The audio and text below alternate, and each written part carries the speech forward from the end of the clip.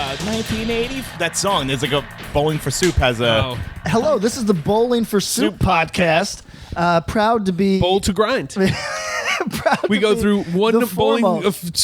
bowling for soup song a week for the rest of your life. Way Yes. before Nirvana. I bet they have 4 LPs. Wouldn't you think? Bowling for Soup? Yes. I'm saying like 6. Yeah. So really, we I'm could. saying they had 4 before they blew up. So we could provide people with a lot of soup content. A lot of bowling for soup content. Yes. Soup content we can talk for days. Oh God, how much do you love soup? Do you I love it. soup? I love soup. I love it. As a food? Really? Really? You know what? I don't really like. I don't Do like. we have to be Bowling hot. for Soup playing in the We're- background yeah, right now? we What's will. about to happen What's here? going on? The Love soup. what's okay? What's your favorite bass? Is this Bowling for Soup? Oh, This is thank God. 1985. Okay. Way before Nirvana. Yeah, that's right. Hold on. If you guys can guess, this is context clues for Yes. what this episode's Yes. going to be today. You know, shout out to this band for being hideous. Not good looking guys.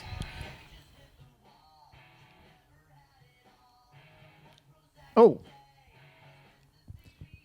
You know what's crazy? Really bad The hair. singer yeah. looks more like that guy in the pool. He's a nowadays. big man now. He got real big. Really? Like how like the dude from Call Me Bad got real big. Here we go. I could see that he's a secret Gary big guy. Newman rip here, right? Yep. No, it's no. No, it's Robert Palmer. Robert Rob Palmer. That's right. All right, do me a favor. Turn this off because it's terrible. Hold on. He wants to get to that part, but you can drop it. So, Soup is great. We Soup love is it. great. Favorite bass? like, would you take a tomato or like They've a had borscht? 10 records, by the way, 10 LPs. 10 records. LPs? Wow. That's a lot of Since content. Tomatoes 1994. Tomatoes are where I go. I love a tomato, man. I put a love lot it of pepper so in much. that? Ooh. Yeah. Oh, I just do tomato soup with a lot of pepper, a little salt, and you're good. Crackers in there, a little yeah. bread dip. Yeah, yeah. Oh my god. It might be what I do for dinner. So, you know what I do if I'm getting real budget on it? If you have tortillas around, toast them a little bit? Toast it. Yeah. Perfect. I will fuck with a cream of mushroom, like that kind of So, stuff. See, he's can't, rough right? because I was gonna say one of my favorite soups is I like a broccoli cheddar oh, yeah. because that Been consistency 20 is years. really good. I've had fake I feel like you mushroom, could get okay. but I haven't had a A fake, fake broccoli cream cheddar. of broccoli cheddar or broccoli cheddar would be good. I like a corn chowder kind of thing. Some good ones. You know what? I love a pea soup, and Love they make pea a soup. bunch of vegan ones now Yep. because a lot of times it has ham in it. Whatever, Whenever if they you put the do ham, OG. I don't get it because to be honest, taste is negligible difference. No, because if you put any salt in it, you're good. Yes, You know what I mean? You're correct. covered, same That's thing. what All you right. want. Well, this is Axe to Grind. I'm Patrick. I'm Bob. And I'm soup. Oh, soup. Bowling for Tom. Bowling for Tom. And not to disparage the singer for Bowling for Soup. Maybe he's got a thyroid thing or some bullshit, right? Who knows? The video is from 1997. What's the smallest man you've seen get big? Have you ever seen anybody my size get big? I mean, the guy Yeah. from Call Me Bad. He wasn't my size, was he? I'm small. Like I No, but I mean, yeah, but you're like on the opposite end of the eating. Just like, Do you think that is there any way I could get big? Yes, dude. Here's the thing. I've seen dudes your size get weight, and it's not pretty No. because it Can't gets wear it right. awkward and you wear it wrong, Yeah. and like then your body just gets weird. But And I've seen a dude your size who gets big, and it's like weird parts. All of a sudden, you got a fat face, Right. And your neck stays loosely the same, but maybe it bulks out just a little bit. Is that- but your is- face is bigger. It's rough. Is man. that like like- your skin's not ready for this, so Yes. you look like if I hit you with a pin, you would blow up. Right. Yeah. But is that like medication shit or is that like Sometimes it's medication. Yeah. I've seen it for medication, but then it's lasting because you can't get rid that of that. shit makes me nervous because that could happen man. to anybody. Like that's not a lifestyle thing. That's like, oh, you have a weird disease and now you got to take this stupid medication. Now you're fat. That sucks. Shit sucks. All right. Well, All right. Depression note. hour. so what are we doing? This is one of these episodes that I typically really love. Me too. We have very Tom too. We have very mixed Mixed. feelings. I like. Yes. We have very mixed feelings We're about gonna talk about this. this particular one. Yes. Now we've been talking about this one for a while, but we'll get to that after the break. Sponsor time. Sponsors. See that? We tossed Bam, it. bam, bam, bam, bam, bam, bam, bam.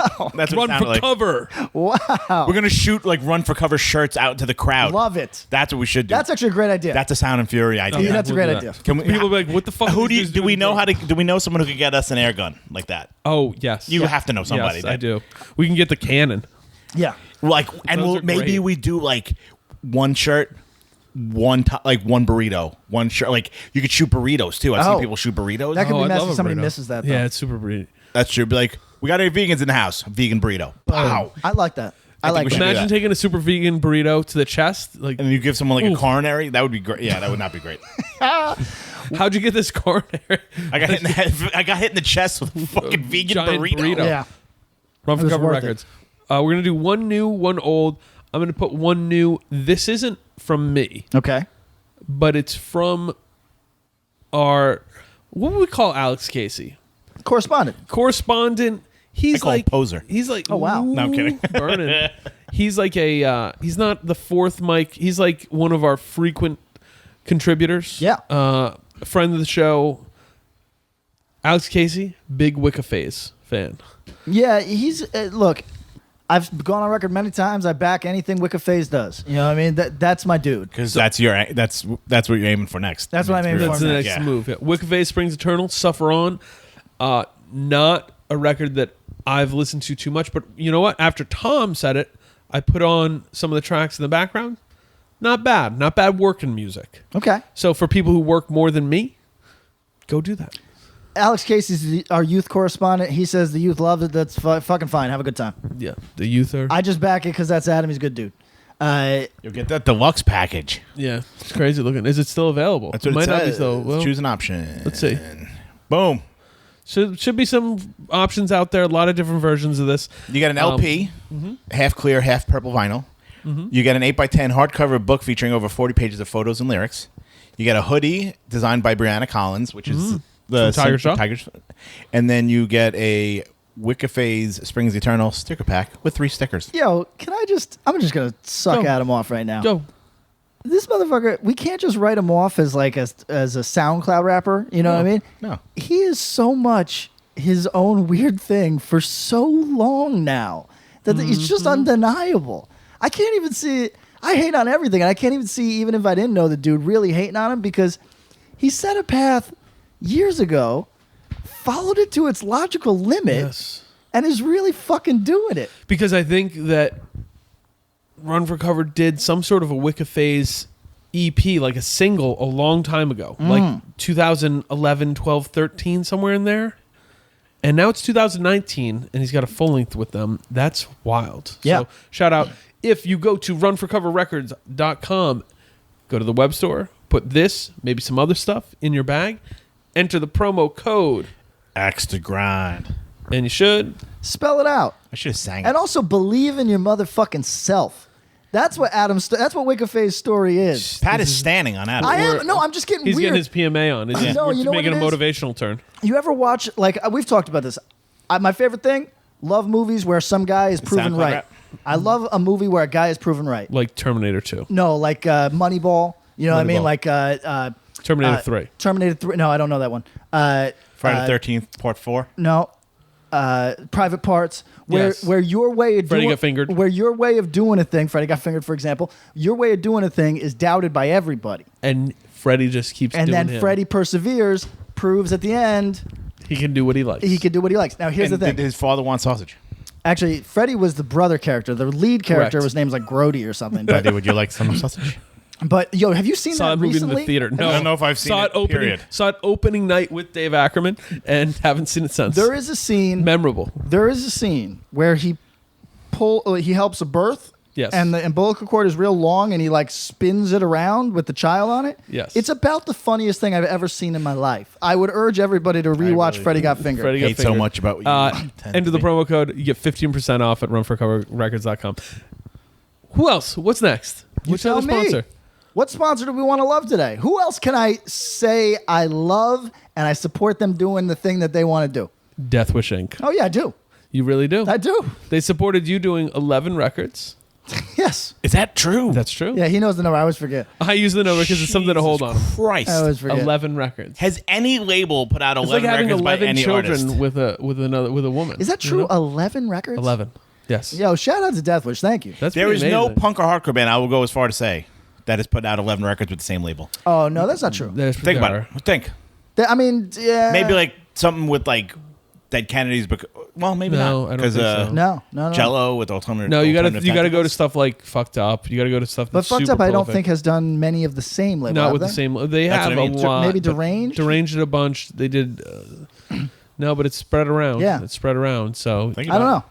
Shout out to Deathwish, who was good to me for many, many years and continues to be good to us through this podcast. yes, and we want to shout out. What should we put out for them? What should we talk about? For Oh, them? is this my PMA fucking moment? Yeah, What go happened to PMA. you? What happened? You're feeling. I ate super that positive. knish. The, You know the what it tofu is? and blueberry. I What ate the fuck? I think the Suicide Watch is over. I ate the tofu knish, and this is just the pre-crash. Should I just send this to you? Like, should I just send you one like while you're out on tour? Like, if you're feeling Yes. down a little bit. Yeah, this is. Oh, it's a CBD Knish. Oh, This is what that shit does. God damn. yo, I mean, it must be really good because you've gotten through half of one, yes. and Bob helped you with I one. took a bite. But if you see, I started dipping it into, Oh my God. into the fake chicken salad. I bet It's that now chicken my- salad's good. It The looks chicken, good. the fake chicken salad's That good. is so fucking disgusting. It's not good to look at. but Honestly, here's the thing. No, taste the of chicken's Knish- fine. The taste of the Knish is so plain, he might as well be eating it on stale bread. But it's what is it? Tofu and what? Tofu pineapple. Tofu, Yeah. pineapple, and chicken salad. I mean, there's is such wrong little with flavor you? in the Knish. It's like Are you Yeah. like a coal miner who doesn't can't taste anything? I mean, anymore? that's for sure. Let me say something about Deathwish. Deathwish is doing perhaps, I think, exclusive web store for Reed Yes. Heathcock, Yep. who has recently moved south but was in Boston area for a lot of years. incredible photography. In addition to being a great dude, is also quite a photographer. Mm-hmm. I hate photography, and I actually really, really like some of his nature shit. And nature shit.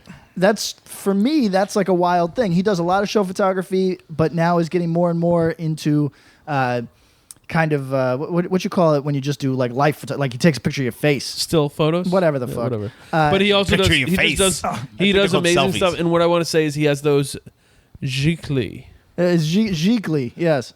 or as the plebes would say, gicli. Yes. Well, now that I'm Prince. I was a plebe because I didn't know how to say that until we Me neither, got I somebody. know. Yeah. I'm just going off what we Gigli. learned. Now that I'm single, I'm dating a woman named Gigli. It's casual. That's how the Suicide Watch ends. Is a real casual relationship with Gicli from Yeah. Peak Skill. Yes, Gigli. Met at Stewart's. She dances under the name Porcelain Zulu at the blue. What's the one The in Blue Lagoon. Is that what is the one in Poughkeepsie? Oh, no, shout out it's, to the Poughkeepsie Strip Club. Yeah, you love that one. Galleria Mall. Got it. All right, It's let's about go. as bleak as it gets. So go there, support that. Also, take a look through all the stores that Deathwish has. A real range of really neat stuff to decorate your home, put into your ears, read, put through your eyes. You're going to go to deathwishinc.com, enter the promo code spell it out, 10% off. Big shout out to our other sponsors, Closed Casket Activities and Triple B Records. Same deal, Axe to Grind, 10% off. Let's go. Thanks, The y'all. year is 1985. Yeah, Bowling for Soup is the biggest thing in the world. They are not alive yet. What if the dudes from Bowling for Soup were younger than us? Oh God. Thankfully, they are not. I mean, their first record came out in '94, so unless they were like Oh, Old yeah. Skull putting out a punk record at No. 9 years old. So we are doing Year in Hardcore 1985. We teased this a long time ago. We've done a few of these episodes. Some of our biggest episodes. People love it. We like them because they seem to stand the test of time. You can listen to it whenever. Love to hear that from people. We're going to do this the same way we have. However, we had much internal conversation because doing these almost feels like a giant homework assignment. And we don't ever want anything to feel like a homework assignment. I don't work and I don't have a home. That's true. I've done enough homework. See, Got a Patrick's goddamn trying to compensate. You have a home and work. Right. He has none. And I've done enough And homework work. in my life for both Yes, of us. That's That's true. true. For everyone in this I have a room. goddamn doctorate. Yo, that's Stupid. insane. So when dumb. when I think about citations, I get sick to my fucking stomach. Yeah, I know. I hate them. What do we have? 'Cause I'll we never got- write we an got academic paper bachelors, again right? in my You life. got bachelors? Yes, I did What is graduate that? 4 years of college, whatever that is. Can we do What do 2 bachelors equal? You. Apparently zero jobs in this I room. think it equals $23,000. I think that's what 2 bachelors equal. It's like 1.05% more than a high school. I think it diploma. makes more than a high school graduate, and it makes Just a little bit. and it makes a fifth of what a first year oil pipeline worker makes. Correct. Yes. Yes. I think right now a bachelor qualifies you to work on the assembly line, putting caps on bottles. Correct. So we got to work on that. So we're gonna do this. 1985, bunch of stuff. Some great, some Butthole. Some terrible. Yes. So we're gonna kind of hit it all. We're not gonna dwell in the stuff that we aren't loving. If we miss anything, hit us up. We'll see. Undoubtedly, we're gonna miss stuff. I don't think we did because this is an interesting year. We kind of have some highlights. What do you guys want to do? You want me to start from the top? Yeah, please. And we're gonna have ones we go way more in on than others. We have to have a talk about the Descendents, guys. Do we? Are they? Do we have to talk about? Is it like a clickbait article? We're gonna have a conversation. Do we have to talk about? We're gonna have a conversation. Okay, all right. But we're not starting there. Okay. We're starting right at the top. 7 seconds, walk together, rock together. Phew. When's the last time either of you listened to this record? Fuck, did I overlook that? Quite honestly, probably longer than I'd like to admit. Last year. Really? Yeah. It's in my DNA, so I don't even actually really need to listen to it. Yo, I had the Not same on feeling. any streamers. Yeah, not any streamers. You got to go to YouTube. So wait, where does this come out relative to New Wind? Before. Maybe a year before. Okay, so I listened to New Wind before I listened. I like New Wind more than I like this record. I thought that too. Okay. Then I listened to this record and was like, because I, much like you, Tom, was like, oh, this record is great. I've heard it so many times in my life. Yeah. I'm good. The song We're Gonna Fight. We're gonna fight. Whoa. Yo, I almost got like dusty. Because it was Misty or Dusty? Dusty's what you say when you're like a more When you're tough. Yeah, okay, exactly. all right, fuck it. I got dusty about it. I'm like, oh, because it's got woes, which I mean, are we diametrically opposed as a room against woes? Okay, so here's the deal. not when Kevin Seconds writes them. But that's the only one. I don't. Yes. There's very few others. With that, You guys can do Misfits. I can do Misfits. Yeah, I you can't don't do. fuck with I Misfits. can't do. Bad Religion's got some woes. And I don't do Bad Religion. You're out of your mind. Bad Religion, we're gonna get to it. Kind of slow, weird slow band. yeah. That's a weird record. Weird record. slow band. This We're Gonna Fight. The end of it. What do you call it when it's at the end? It's like it's not the reprieve. It's The coda? Coda. The coda. There you go. When he's doing the We're Gonna Fight. Yo, it's sad in this weird way, but also like, man, this record's fucking great. And I feel sad in my heart for people who are into hardcore but think they're too hardcore for this record. Yes. Because it's fucking phenomenal. Let me look at real quick. Look at the track go-to? listing. Would you say this is the go-to or the crew? For my whole life, it was the crew. I don't know. This was right there, though. Yeah. It's like it's like Like, two what would sides you of the same recommend to story. a kid that didn't? Yeah. I think I'd recommend the crew first. Yeah, I don't know. But it's right there. You can't go wrong with either. It's a lot like it's like a Break Down the Walls or We're Not Alone. You're gonna have a preference, but you can start at one and go to the other. And There it's not are a some big deal. bangers on this. We talked about it. Dude. Praise is a weird one. Praise is a weird one. I go the crew. No, No, you go New Wind. I would. Okay, in 2019, what I would reach for 1st might be Soul Force Revolution, but then I would probably go New Wind, the crew, Walk Together, Rock Together, that Praise EP, Yes. and then I fall off. I after think that. Walk Together, Rock Together. You need to listen to it again soon. I can't even. Can walk. Yeah, Together, that song's great. rock, Yo, the rock other thing they master is together. their short songs.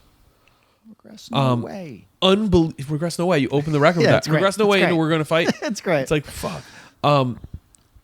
Undeniably fast drum beat that, if you really hone in on it, could be pretty samey, but they do a lot with it, despite keeping a pretty similar tempo throughout.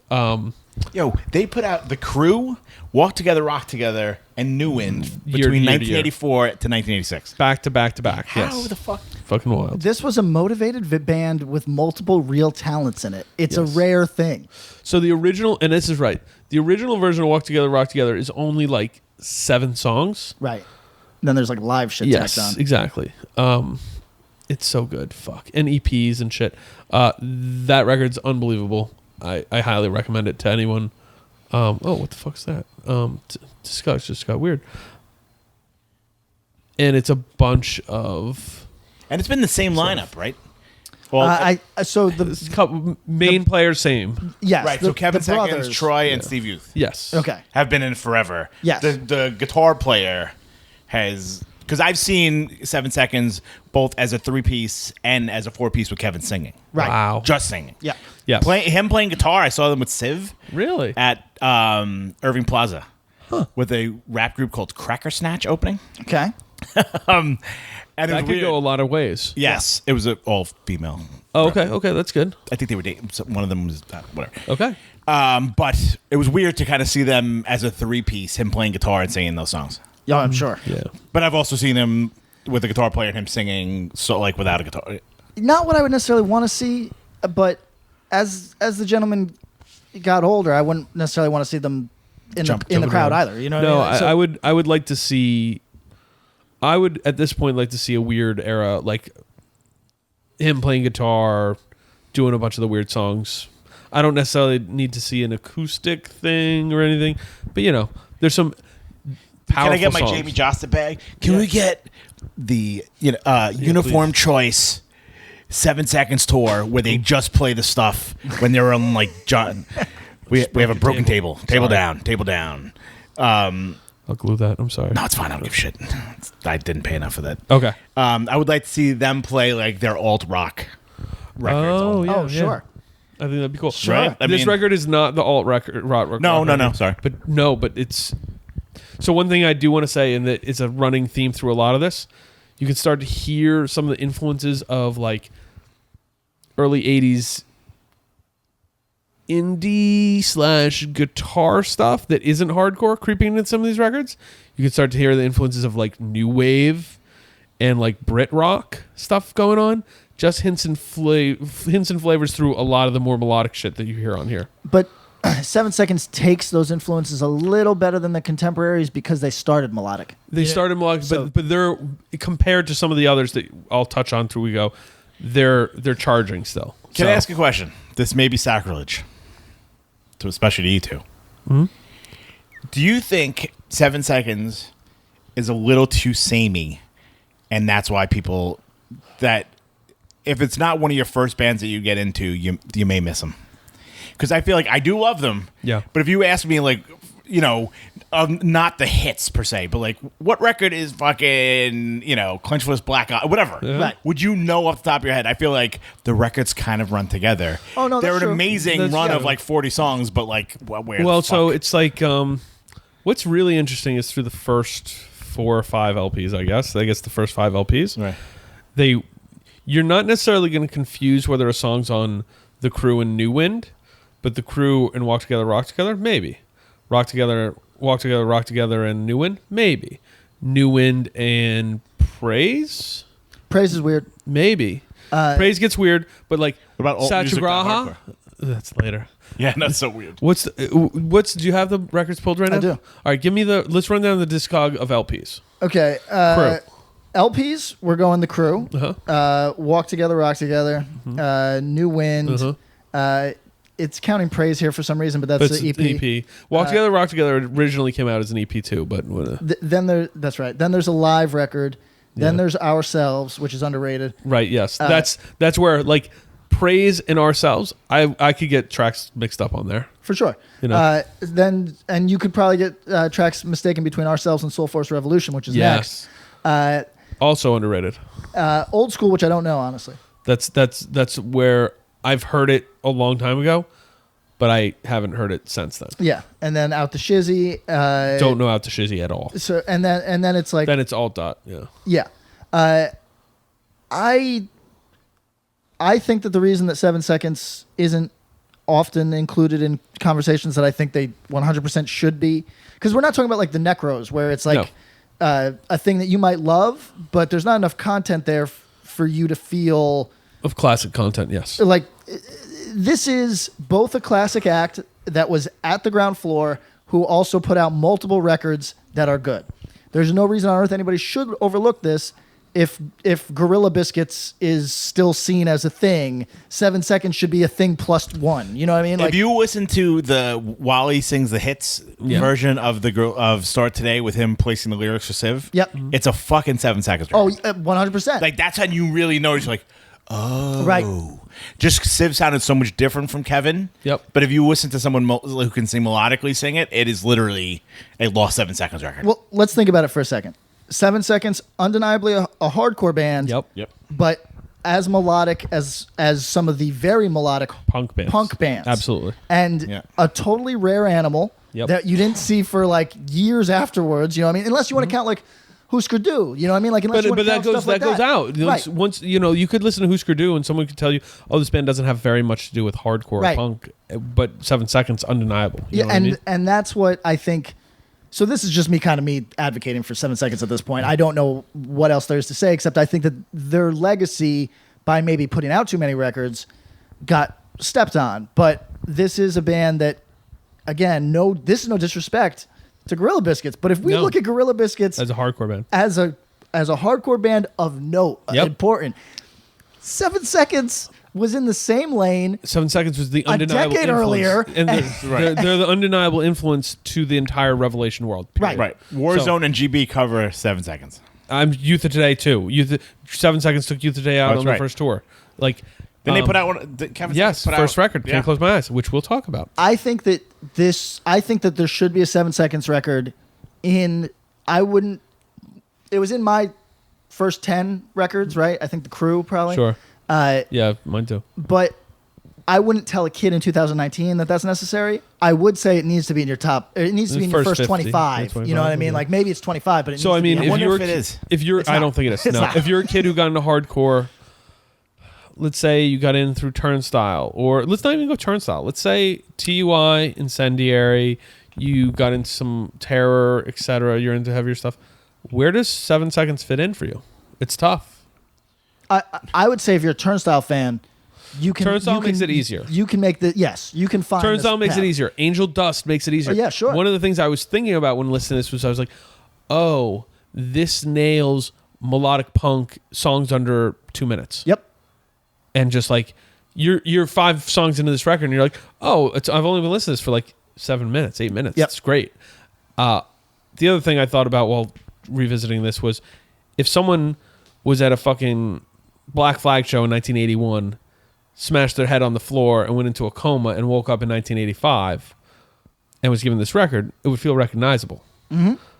There's a lot of records on this list that maybe wouldn't, but this one absolutely does. And it's tough. It's really sad to me that it's not more talked about, but I actually think there's going to be a little resurgence on this one at some point. Related, Naked Ray Gun. Similar lane. Similar lane of hyper melodic. Yes. I think people tend to put that more punk and this more hardcore. Although, which is weird. Yeah, because really these are kissing cousins. Yes. But I feel like the Naked Ray Gun record, if you wanted to play like a civilian, a punk record, you couldn't go wrong really playing them the Naked Ray Gun record. No, right. It's the most palatable of any record on this. I agree. So, All Rise, yes. So this record's All Rise, right? That's 85.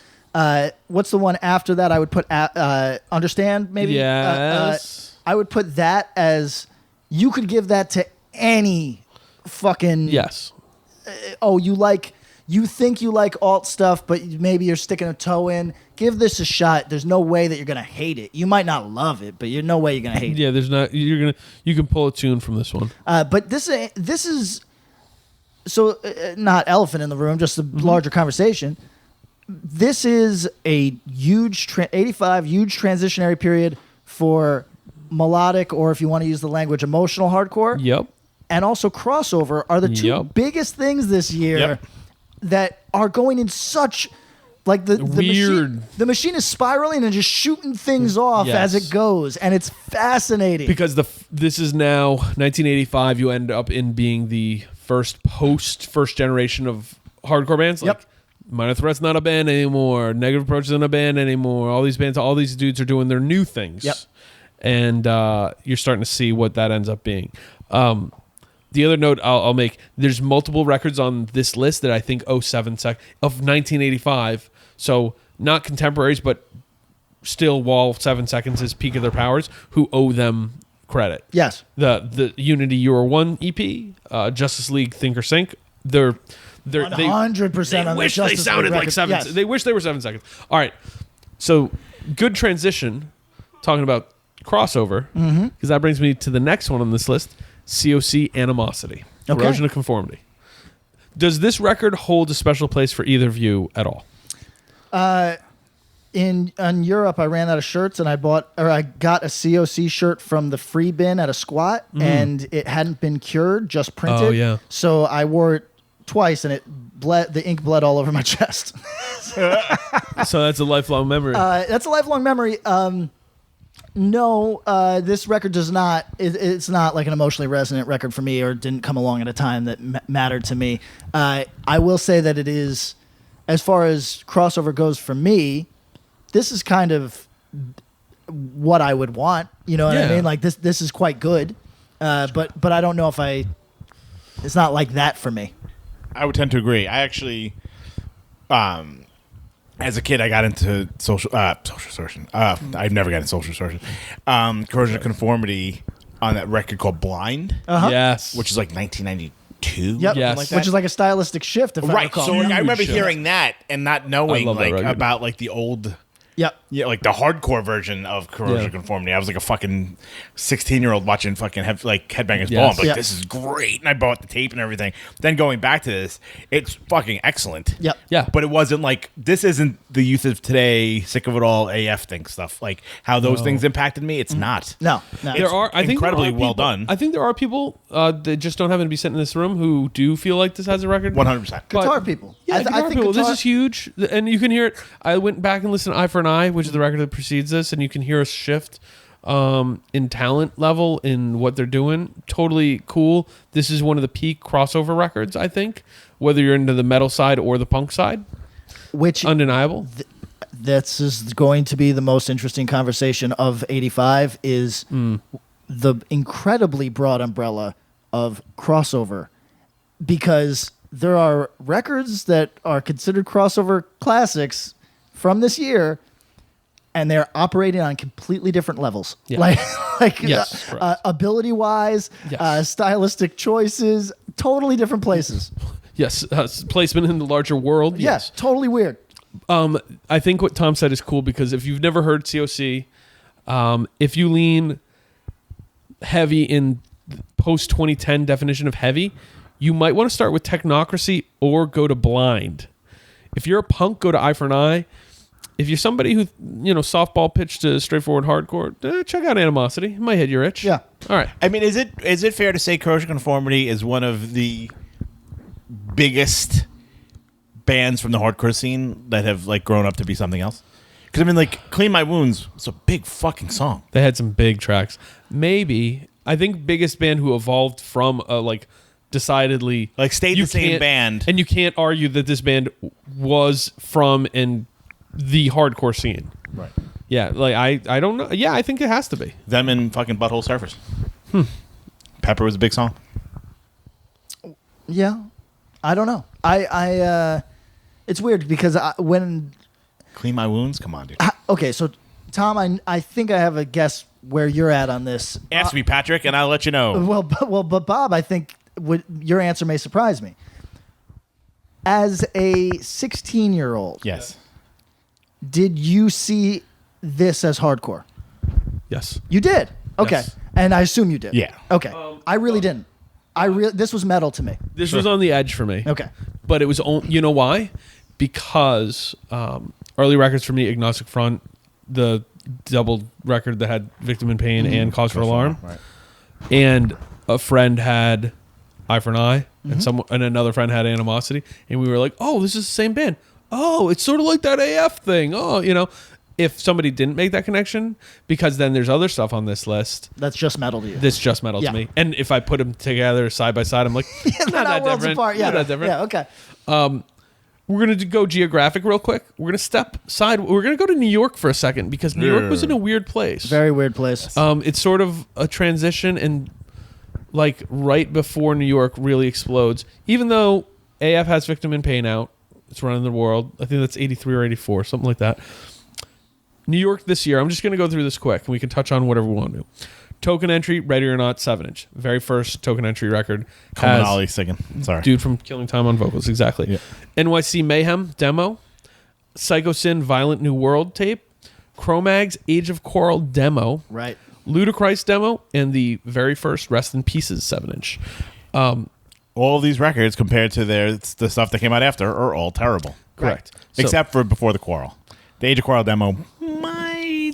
I don't know. Don't even say it. A lot of people say that though. A lot of people but say I feel it. like if you listen to like that Rest in Pieces stuff is really bad. It's really bad. Token Really, Entry really 7 bad. inch. It's not the same band. Not the same band.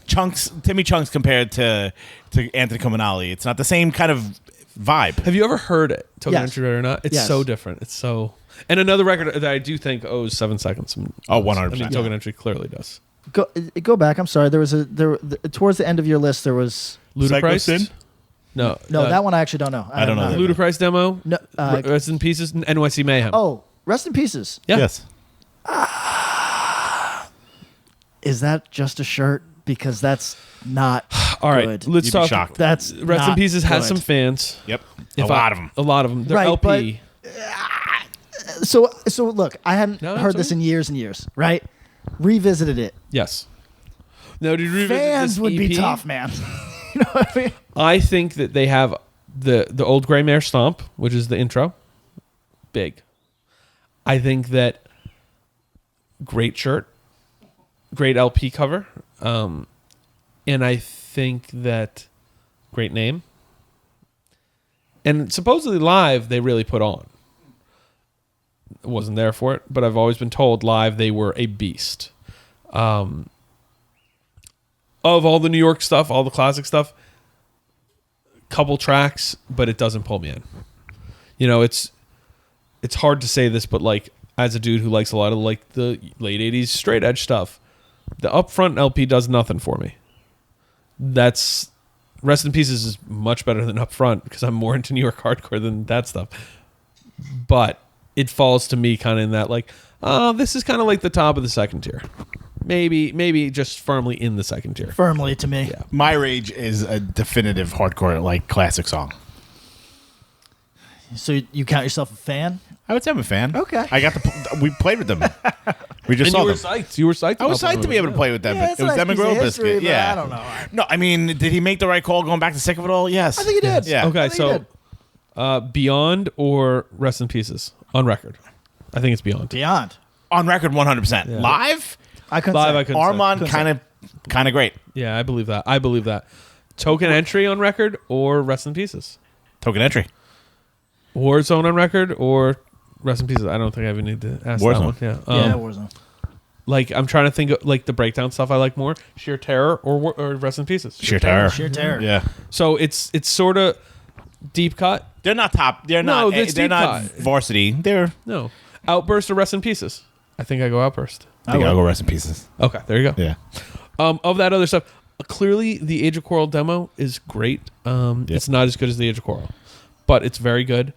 Ludacris demo, cool. You know, NYC Mayhem has gained traction because people have kind of been into like how they were kind of gnarly, noisy crossover, sort of metal influence stuff.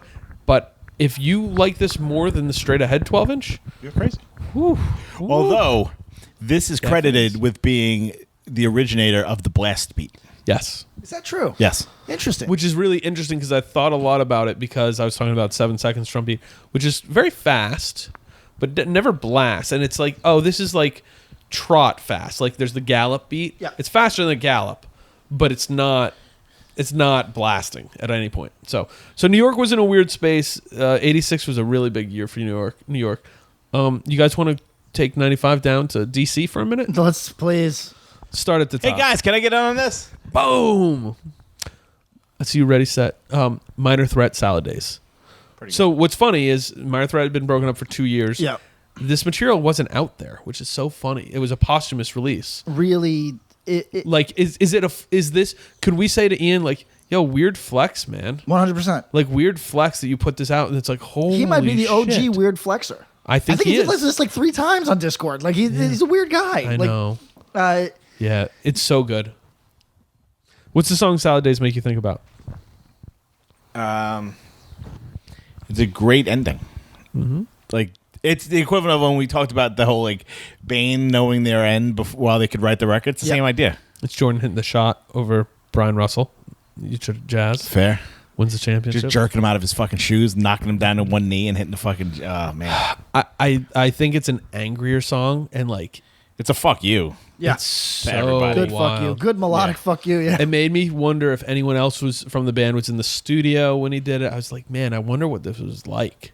Well, He mentioned the Joni and Chachi on the record, which is pretty great. being totally disillusioned by a thing that you built, it's Yeah. got to feel such an interesting way. You know what I mean? Yeah. Like what a human experience that is to be on the ground floor of something, see it take a path that doesn't make any sense to you, and then just throw your hands in the air and say, suck a dick. And This then, fucking Yeah. sucks. and then come Exactly. back in a year with Embrace? Embrace No, the the Embrace record is okay. Yes. So the Embrace record actually comes out late too. I want to say because Yes. Embrace That's was 86. around this year, They're around, but the Embrace 85. record Wow. comes out after they were a band, after they broke like up. I believe. '89. Yeah, they were. I think they- it's before then, but okay, but they were well broken up. yes. Before the record came out. Yes. So they played all the shows they've ever played With no record. without an Yes. album Yeah. out. Yes. Oh, I didn't know that. That's pretty That well. was a big style for all these Yeah. DC bands. That's a really good way of putting it about Solid Days. Is that I think it's super relatable. Anybody who's made something or been a part of something and seen it go a way you didn't maybe agree is a strong word with, but in a way that you weren't with, and you're like, huh? And that sometimes can just be the way that you planned. Like, and you can just think, oh, I wanted it this way because that's the way I saw it. Maybe But maybe- now I am different, Right. and I'm seeing it differently. man can't stand in the same river twice. How many shows do you think Embrace played? I'm 8. saying 6. 9. 9. Yeah. They started in the summer of 1985 Yep. and were done by spring 86. Right. Yep. So this was. We should mention that this was Revolution Summer. Yes, this is Revolution Summer's Yes. 85. Yes. So Record came out in 87. Yes. and for people that don't know, there was 2 good Revolution Summer bands. Everything else sucks. Yeah, that's just the reality. You can find tracks from a thing or two. So what do you but say? I- Rites of it's- Spring and Embrace? Yeah. Yes. Yeah. Yeah. This Marginal Man record is bad. Yeah, I don't like it. No, it's not good. Let's go through some of these real That's quick. yeah. We'll save Rites of Spring to the end because we got a lot to say. Beefeater plays for lovers. I tried to like Beefeater. No, Terrible. you can't. It's impossible. fucking terrible. It's impossible. It is terrible. This is a intentionally aggravating circus music. Rich Miles had so if you would like to talk about Beefeater, our buddy Rich Miles likes them. He can go into this. Last time we shit on Beefeater, he hit me up and was like, "Yeah, I actually like them." He's the only person I know who likes Beefeater. It's really bad. Really bad. Scream This Side Up. This isn't the Scream record. No, but it might be better. Really? Yeah. I hate Scream. This was all right. This is all right. I got to revisit this one. Have you ever heard the band, the Post Scream band? Wool? What is it? Wool? Yes. Have you ever heard Wool? I saw Oh Wool. yeah. Yeah, it's like that. It's like proto that. Closer.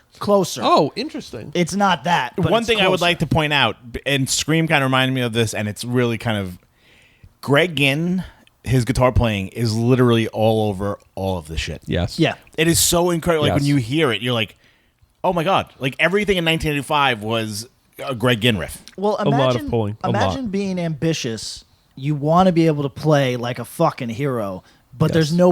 there's nobody else in your lane. You know what I Yes. mean? Like And he's it. yeah, okay. Here I So go. much Black Flag and Yeah. stuff that And you would never scaling think and different things. Yeah, that you would never think would be influenced. Like, would you think Scream was influenced by Black Flag? You'd probably say no. No, you know what's that's an amazing thing, and we touched on this on an episode we already recorded about that in the Discord stuff. We don't hear very much Bad Brains. Hear a lot more Black Flag all over the Discord stuff in different kind of weird ways. Yeah. They take from some of the weird Yeah. shit.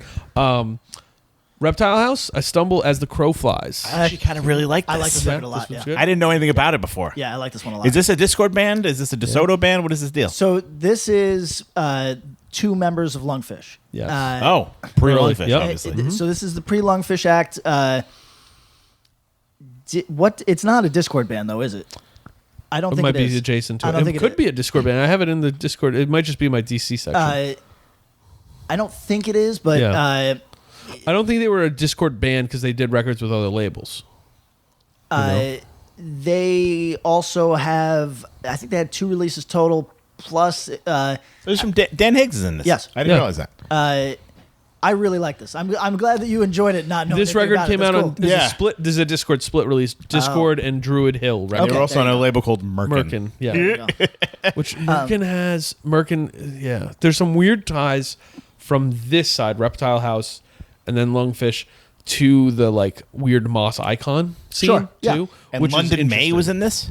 So from the Misfits and from Rosemary's Babies. Samhain, yeah. This is, I don't know. I don't consider this a particularly ambitious release, just a very solid one that is not anything. Do you know what I mean? Like, it's not hardcore. It's not the emo core, if you want to call it that. It's just this kind of driving rock that you couldn't put anywhere else. 1985 is full of this kind of stuff where we're going to get to a whole section of this where I'm like, oh, this feels like roots of this, but it's also echoing this shit. And it's like a weird year. There's a lot of transition. Yeah. So if you're interested in finished products of sound, 85 is not the year for you. No. If you're looking for awkward growth, 85 might appeal to you a little better. Marginal Man, Double Image. Not good. Which I liked it. I tried to like it. I just remember because H2O did that song Friend. Oh, yeah. Way back when, and that's the only song I knew from it before, and it's not very good. There's a lot of DC also rans that we don't talk about. Gray Matter, Food for Thought. There is Gray Matter material I like. This is not it. There's a couple tracks on this that are rougher than I remember it being. Mm-hmm. You want to talk about bad production? Jesus, this is rough. I have a cool tie-in because I did research while I was listening to Gray Matter. Do you know about the Gray Matter comic book? Oh, I do. It's Steve Niles. He's thanks, man. Quite a guy. He's fucking sorry, assholes. Don't mean to take it away from you. I was all excited. I'm like, I could talk to these dorks about comic Steve books. Niles. Okay, so 30 Days a Night. I got it out before you did. Woo! Oh, that felt good. For people that don't know, I get hit up by our listeners that are into comic books, trying to create comic books of their own and everything, and I think that's cool. Steve Niles is as OG as you can be. Yes. He was doing horror comics when there was... We're talking zine level. There was no market whatsoever. Let me give you a little Steve Niles fun fact that you'll appreciate. Do you know who from the New York world did a comic book with Steve Niles? I do not. Billy from Side by Side. No shit. Yep. Did not know that. Horror book. Yeah, it's pretty cool. This was in the... kind of almost outlaw comics. You couldn't not every store carried. You'd have to go buy it at See Here. But you'd have to go buy it exactly. You'd have to go buy it like Gore Shriek was big at the time, but not big. I'm talking about is that a genre or is that a store? That's a anthology comic that was So you could go to a comic book store that would carry this stuff, but it's in one section, kind of over in the back, and not everyone. Behind the beads. Even though there's no sex, it's just behind the beads. Shout out to Fanico Comics. Yes, precisely. But Steve Niles should be an inspiration to a lot of people who, he's gone through different stages of his own feelings on his career because 30 Days of Night was famously $1 million property. And if you listen to him, he's very frank. He says he didn't. He actually so I'm going to say a bunch of shit that he said on record. So so it's not out of turn. Yeah, he makes more money than he ever anticipated making because he was basically making zines essentially, right, for years, struggling, and then has this windfall. Again, it's $1 million, but he says he never saw that million. It goes through 3 different hands before it reaches him. But it's more money than he ever anticipated. And this is all him, right? This is all him. Well, no, he didn't draw it. But it's... He said this on record. His wife at the time, their relationship is failing. She's spending money at an incredible rate, and he is ignoring this because he's just unhappy and avoidant, right? He just doesn't want to deal with this. So he locks himself in a room and just commits to as many things as he's offered, which when you have $1 million deal is a million things, right? And then he just allows his relationship, his life, etc., to just crumble around him. And it's just this tragic, and now he seems quite happy. I think he lives in the desert with a new partner and a turtle, a large turtle, but he seems like a happy guy now, but it's this. Is he still in comics? Yeah. Oh yeah. But he was. I think he had again, this might be me speaking out of turn. I think he had an alcohol problem for a minute because there was just success was brutal. He wasn't ready for it. Yeah. Because when you are so used to that struggle, being ignored, and ignored, and you are not. Right. You're in a genre where you can never succeed. Now, was his book picked up after the 28 Days Later thing started? Yes, I believe it was. Was that because wasn't that the kind of Zombie. Zombie-sance. Yeah. That might be right. Let's see what year 30 Days of Night. Let's see. 30 Days of Night was picked up for film. The film was made in 2007, but it was... So that means early aughts, right? It was purchased on... okay, so that's right. He originally wrote this as a screenplay, and just Hollywood shit on him, and he's like, okay, well, I work in comics. I'll go do what I do. We'll do this. And went and did that. Probably sold around 2002 or 3, and sold for a lot of money at the time. There was just like a run at that time. Everything felt new and fresh, and there was a big pop right there. Yeah. A lot of people were getting a lot of money for properties. Government issue, give us stab or give us death. Any love? Anything? Government issue? Yes. Government issue, give us stab or give us death. This is the best material, and this is a terrible band. Yeah. Okay. This is... You think they're terrible? I think this is... I think I like the first EP, like the old Discord. I like that. the Legless... Legless Bull. Yeah. I don't like anything from this band, never have. I consider the love that this... Like, it's Like fake love. fraudulent, It's yeah. fake love. Yeah. But on this listen, You were in. I was in. I Okay. like this material. I think they're very underrated. I didn't get in. I didn't get to this record. What do you think of this? Tell me about it. It's actually pulling from the era. It's more melodic. It sounds Yep. like an actual band. Yeah. They're a better melodic hardcore band than they ever were a hardcore More, band. yeah. I hate this band. And Do you really? I do. And I think that this is good material. Why the hate? Because you think it's a band, a name service, lip Yes. service band? It was a band that I've never witnessed anybody listen to it, and yet it was name checked my entire childhood. Fair. I put it at the bottom of the Discord For sure. singles. And yeah, I can't. To be honest, I haven't listened to it in 15 years. Probably. Yeah, I mean, I don't revisit it, but I always go, oh, I see why people love this. Yeah. And like John Stabb is like a rest in peace. He was, sort of a legend. Sure. Oh, I mean, but like we talked about it with He's an OG punk. yeah, but we've talked about it with Warzone. Sometimes that having a huge personality is kind of your gift to the whole culture. And this band, Stab, was a personality, but more so, this is a band with a cool name and cool imagery. Sure. Ended up on a lot of shirts. Sure. Also, kind of a weird. But this record probably is underrated, right? Like I don't think people talk about this. I don't think people give Government Issue the musical time of day. No, It's a I lip don't service either. band. But this was surprisingly good. Let's get to the second best record out of this list, because Salad Days is still better, right? Then, Rites of Spring, self-titled. yes, Salad Days is still better. But Rites of Spring is... So on Listen, I was doing a bunch of yard work, cleaning out the woods behind my house and doing some shit, turning some compost, and listening to this record, and I was like, oh, this is a really good record. It is. Do you go It's headphones really or good do you go record. Bluetooth speaker? Bluetooth speaker when I was doing it. Nice. Usually I go headphones, but Okay. I was Bluetooth speakering. So the whole neighborhood was catching some Rites of Yeah, Spring good, yesterday. good. And then some of the records we get later, which I was like, this is weirder. It makes so much sense to me that this isn't a record that 16-year-old me could feel.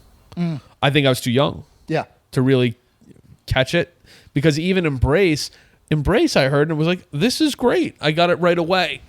I think Rites of Spring maybe compared to Embrace, because they're always going to be It's compared. much more challenging than Embrace. Much more I challenging. feel like this is closer to Fugazi than Embrace was. I for agree. sure. No question. Right. And this is... Embrace is just slowed down Minor Threat. Yes. You know what I mean? Like that's what And it Ian is. just has a voice that is Yeah. so like... Guy doesn't really have as much of a relatable voice. No. Yeah, it's a And little I think he's singing about He's like stuff. the Dylan of hardcore. And I mean, this is a band I think I've talked about, like, it doesn't connect with me the same way. And I've tried many times, because when I was 16, I was like, everything about this band is something I love. But the music didn't hit me the way I Right. wanted it to. Right. And now I'm like, oh, okay. Because I'm like, I know these songs, even though it's never been a band. And I Yeah, was listening to sure. it, I'm like, this is just a great record. I mean, if you listen Like, this is to, an undeniable, important record. Oh, 100%. And if you listen to this and Embrace, Fugazi makes a lot more sense. Early Yes, Fugazi, I at least. agree with Then that. they get too weird and funky. Well, they evolve, right? Oh, yeah, You of know what course, I mean? Like, when you think about the marriage of those two things, it Yeah. makes a lot of sense. Their evolution, we should do the Fugazi deep dive at some point.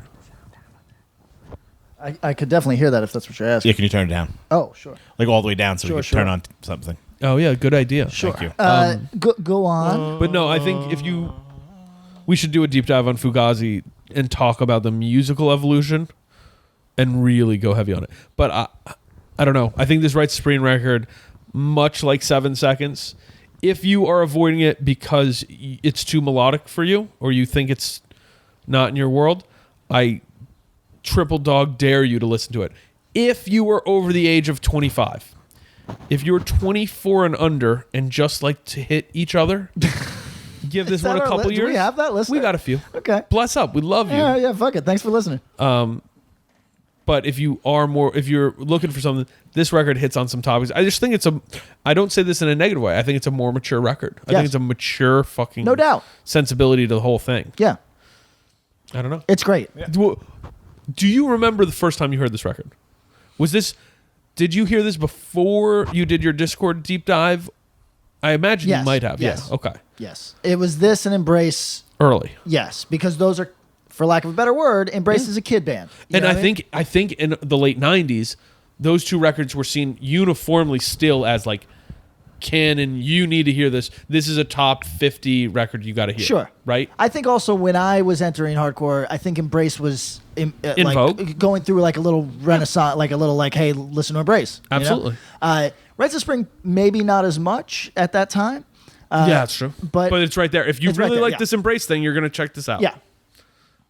Yeah, I don't know. I do wonder what it would be like if you hear Rites of Spring and you've just been listening to Power Trip, Incendiary, Turnstile, Trapped Under Ice. Oh, that's you know what I mean? We should do like a weird get kids in a Russian testing sort of thing, like they're cosmonauts. You know? Yes, where it's like, Make them we listen. took these babies from birth and Yeah. here they are. I know. We might be able to find some young listeners. Yo, if you're young and in the New York metro area and you haven't heard any of this shit we've talked about, hit us up because maybe we'll have you on and play. But don't play lie. I can Cosmonaut. tell a liar. Yeah. We'll test you out. All right, so that was DC. DC. For those who don't know, Revolution Summer. Explain what that concept is, Patrick. Basically, people's bands that they were noted for dissolved, and this is probably an Ian thing, but the DC had much more of a, I don't want to say planned or organized, but they had ideas versus spots like New York and Boston. You know what I mean? Just there was ideas. Yeah. So because they had a leader, right? So it was, hey, let's all form bands, for this summer, this year. Like let's play shows. Let's just throw it all against the wall and see how it shakes out. You know. And was that the thought going into it? Did they know this is?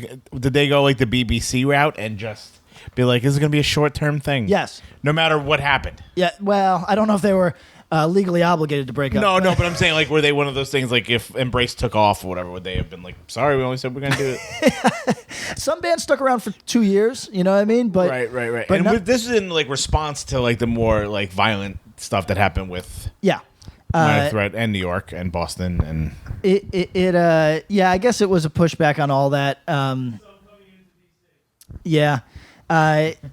Interestingly, you'll see that it's like if you read like the Wikipedia on it, it'll tell you that it was a stance against violence, a stance against sexism.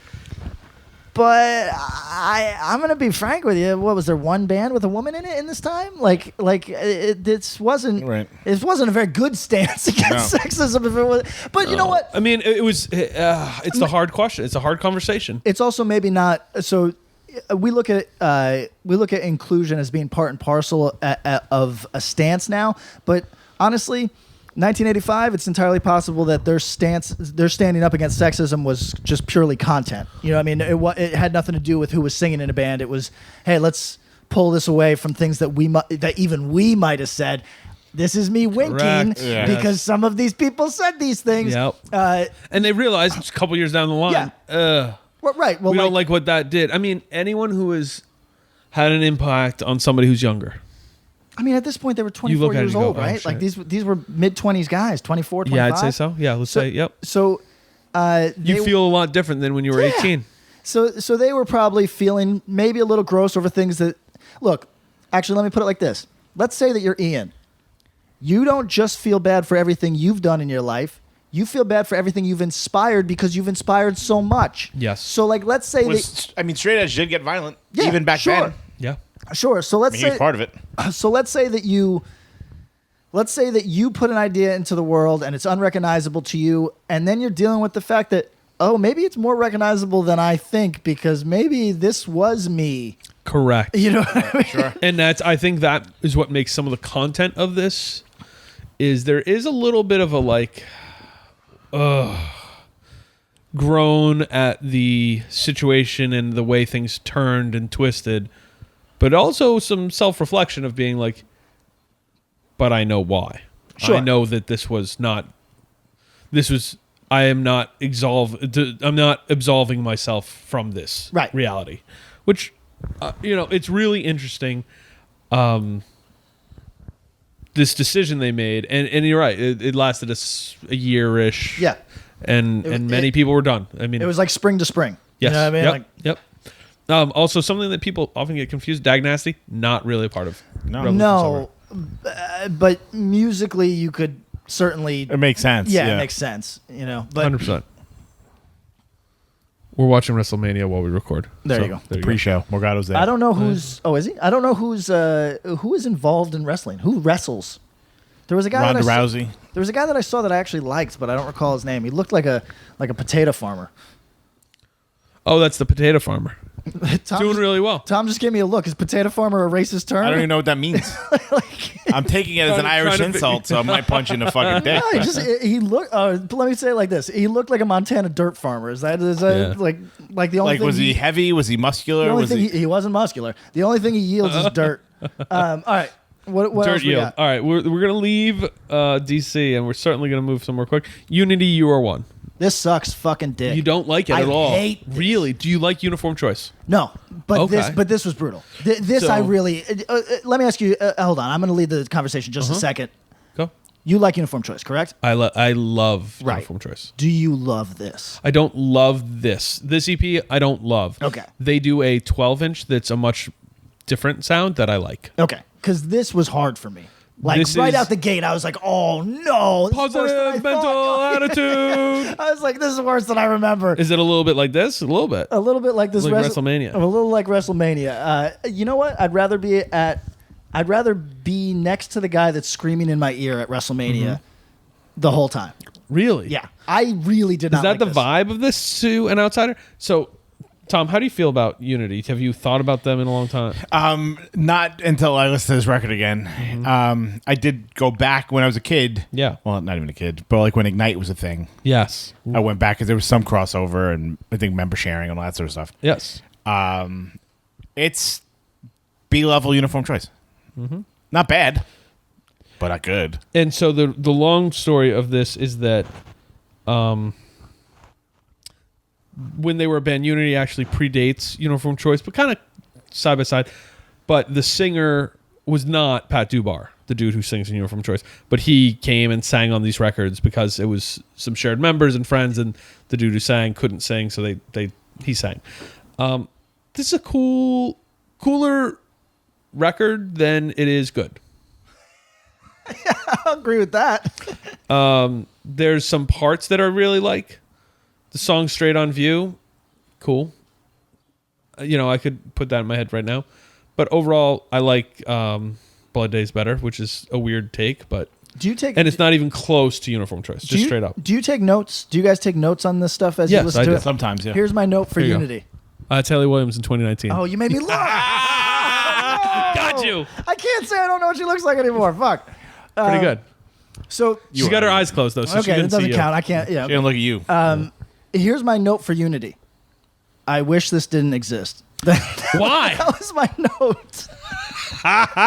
Here's when people get in their bag on like anti-straight edge hardcore bands, anti-youth crew kind of vibe, or they're super in the like, we're about to start this song, and right now I'm going to tell you the song title.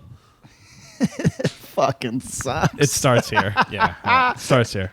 Yes, you could blame these people.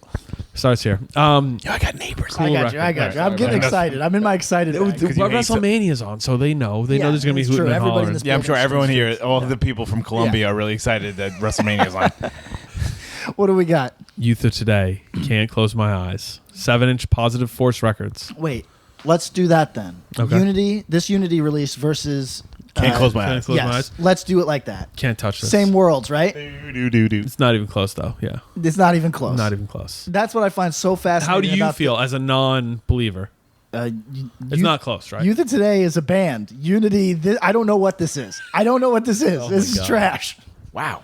Everyone who's straight edge over the age of 40 just got so mad at you. I know where they're No, maybe Tell them to 45. direct it I'm not right that to mad. me. I know. So- Youth Today, Can't Close My Eyes.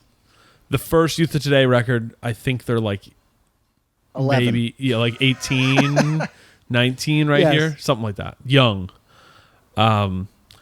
There's two, so the easier on the ears version of this is a 12-inch. They redid some of the vocal parts. They redid the rapping. The rapping isn't on the original 7-inch version. Tragedy. I It's have super faith. bad. Yeah. It was really sad. Can't get me down. This is a seminal record. Chose the right. Yeah, well, doesn't work. It doesn't work that well in Doesn't work that well in 2019. 2019.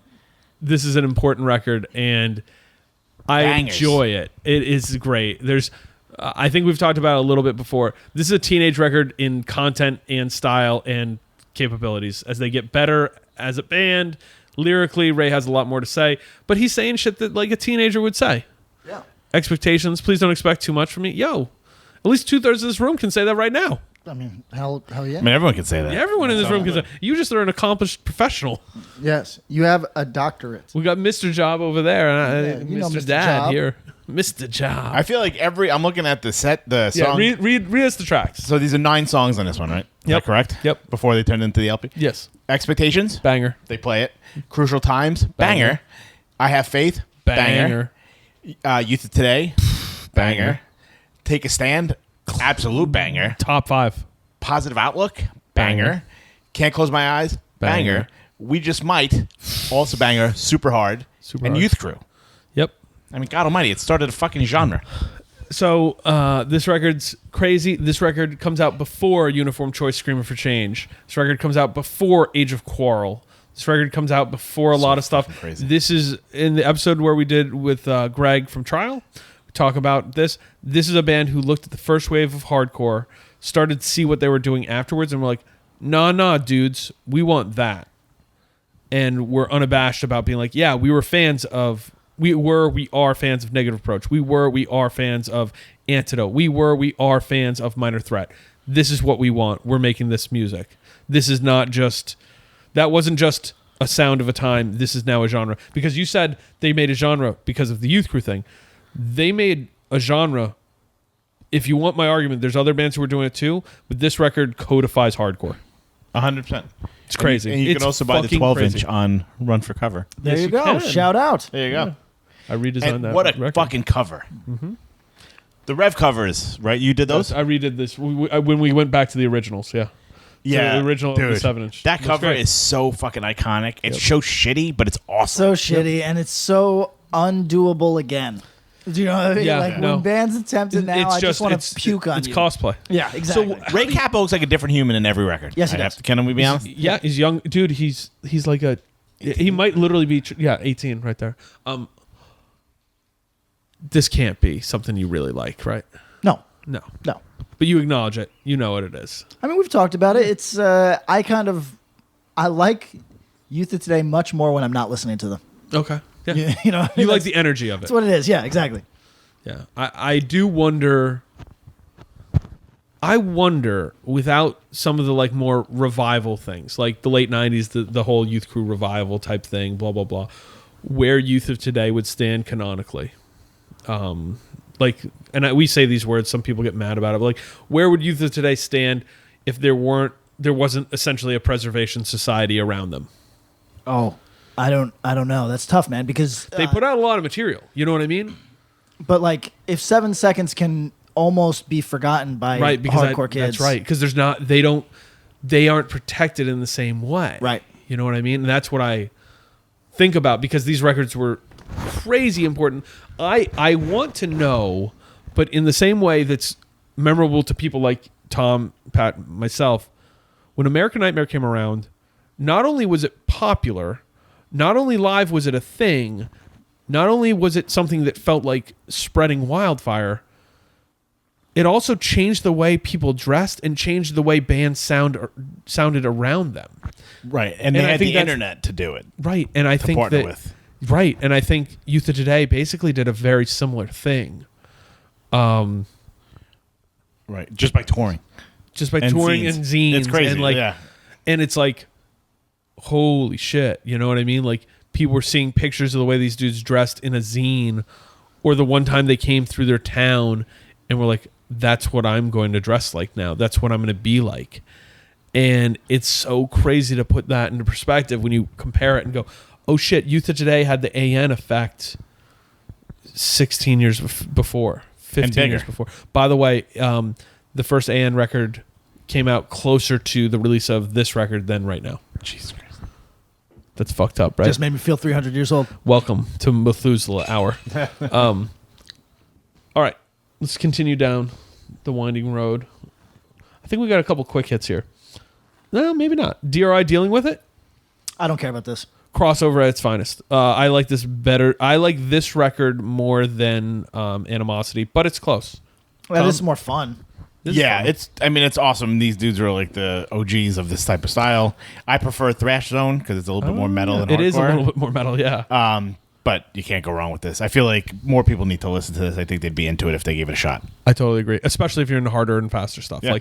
Yeah. Which has become kind of in vogue. Yeah, it is. I agree. If you like shit on Closed Casket, listen to some DRI records. Yeah. That's interesting. Listen to Thrash Zone. Yeah, You might that's what- actually. I'd start I think with that's Thrash the Zone. most palatable. All right, let's go to SST land.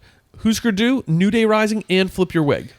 So, okay, there's Minutemen releases this year. There's Husker Du releases this year. Minutemen, three-way tie for last. This is also the year that D. Boone dies in a car accident. Right. Black Flag goes nuts. In My Head, The Process of Weeding Out, Loose Nut, and the Live 84 cassette come out. Ultimate respect for a band I don't like. You know what I mean? Ultimate respect. I got to talk about Loose Nut for a second. And then we can talk about Descendents, who release I Don't Want to Grow Up, the LP, and then Bonus Fat, which is just a compilation of things. Husker Du. Bob Mould is one of my favorite songwriters ever. So No shit. yeah, I did not know that. Sugar about is one you. of my favorite bands ever. Legit. Really? Legit. You like Sugar more than Husker Du? Yeah. Yeah. Like I feel Copper Blue is literally one of like my That's a good top record. like 10 favorite records ever. It's a good record for sure. But I think these records are great. To think like people were so like, how do you put out 2 LPs in a year? How do you put out 2 LPs on low money that both sound fairly good for what they are? Sure. Yes, agree. And recorded in hours, basically. Yes, agree. Like if you told me this record was recorded over a weekend, I believe you. Yeah, I think one of their releases certainly was. You know what I mean? And it sounds better than most of which look, when we talk about recording quality, again, I think that there's no hope for a heavy band. You got to record, you just got to spend that money, but a lot of times if you are just an absolute tone master, if you're like a little tone monster, you can sometimes get away with low fucking expenses. Yeah. Because you know your instrument so well. This is, I think Husker Du suffers from a barrier to entry of almost too many songs per album. There's just too much going on. And also, And the songs aren't short. No, and you know what? There's some choices made. And here. I think here's a funny thing about Husker Du: barrier entry, too many songs, too many records. I think their best titled records aren't their best.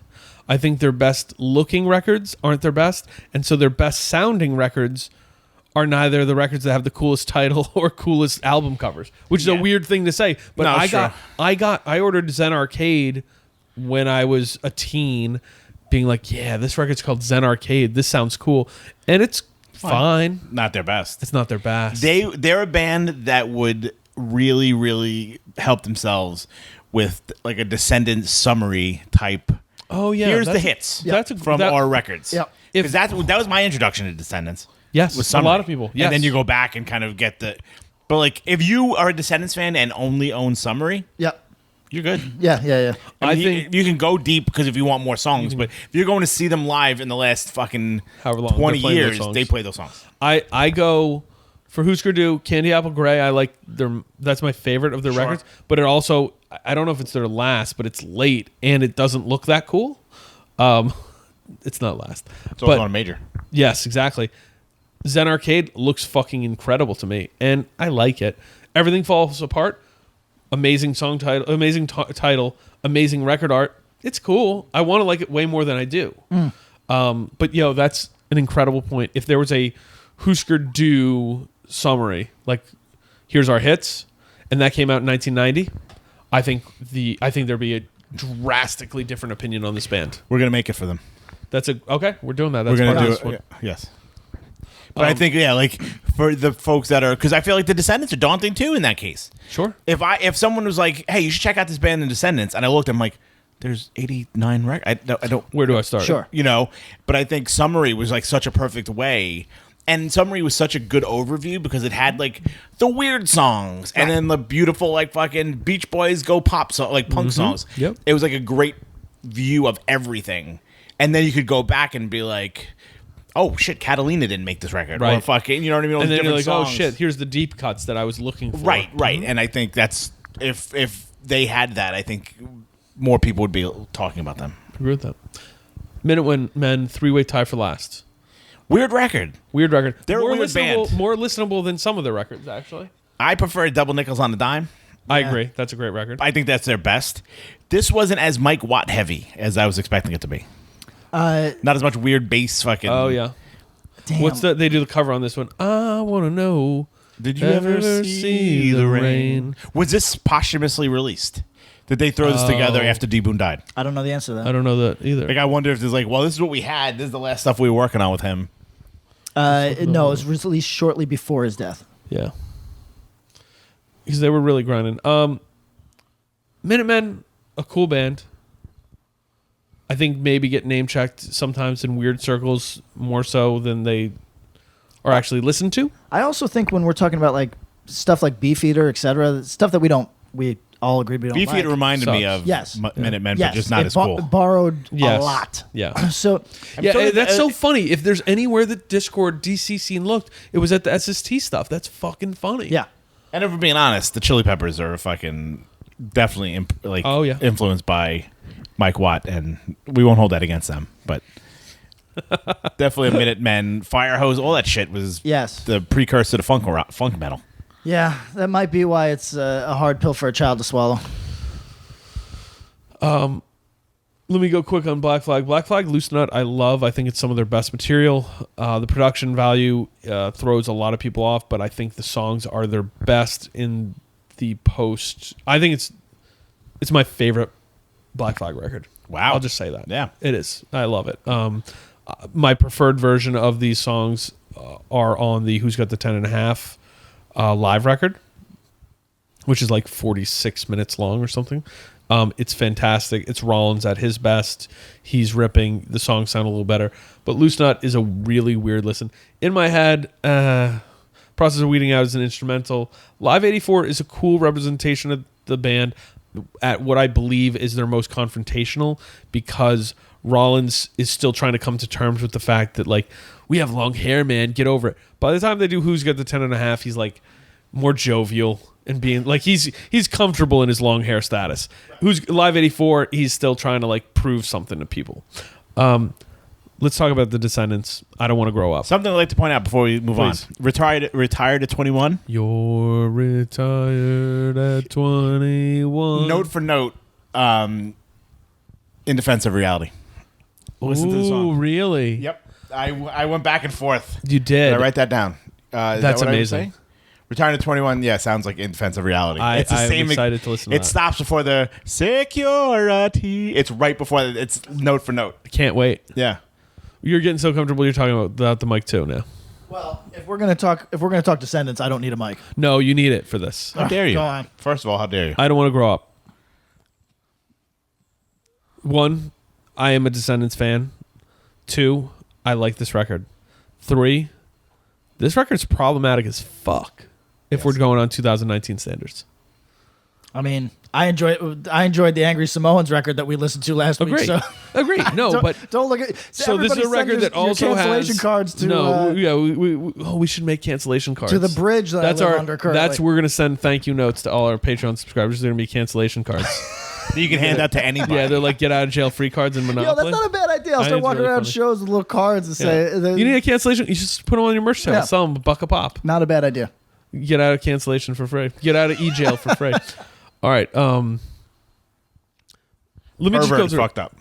Well, here's the thing. I don't want to grow up. Okay.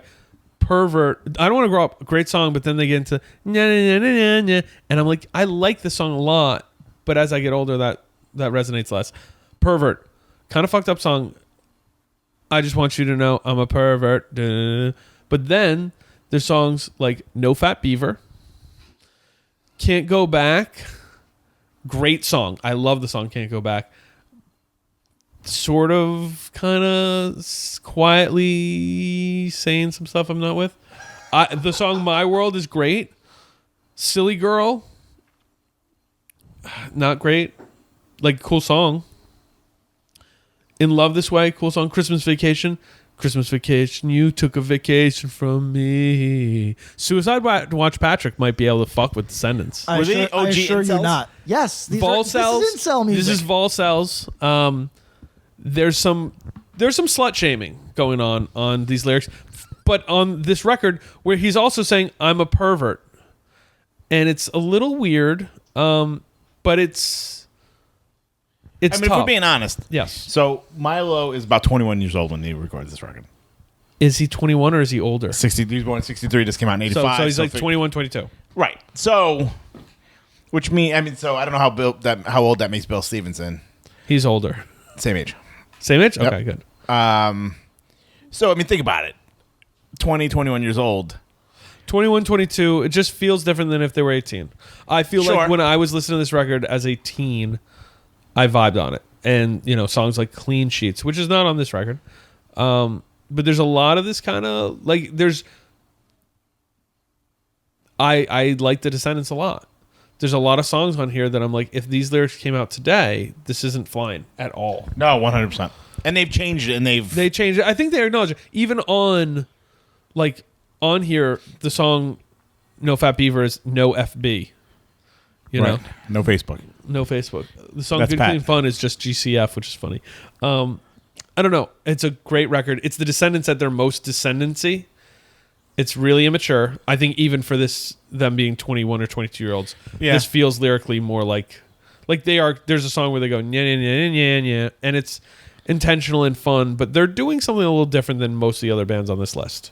True. And I think they in a similar way as like some of the DC dudes were involved in stuff that was more violent than they years later would like to have been. I think the Descendants were unknowingly creating a more misogynist, sad boy, pop punk acceptable world that led to like bro punks of the 90s. Yeah, maybe. Yeah.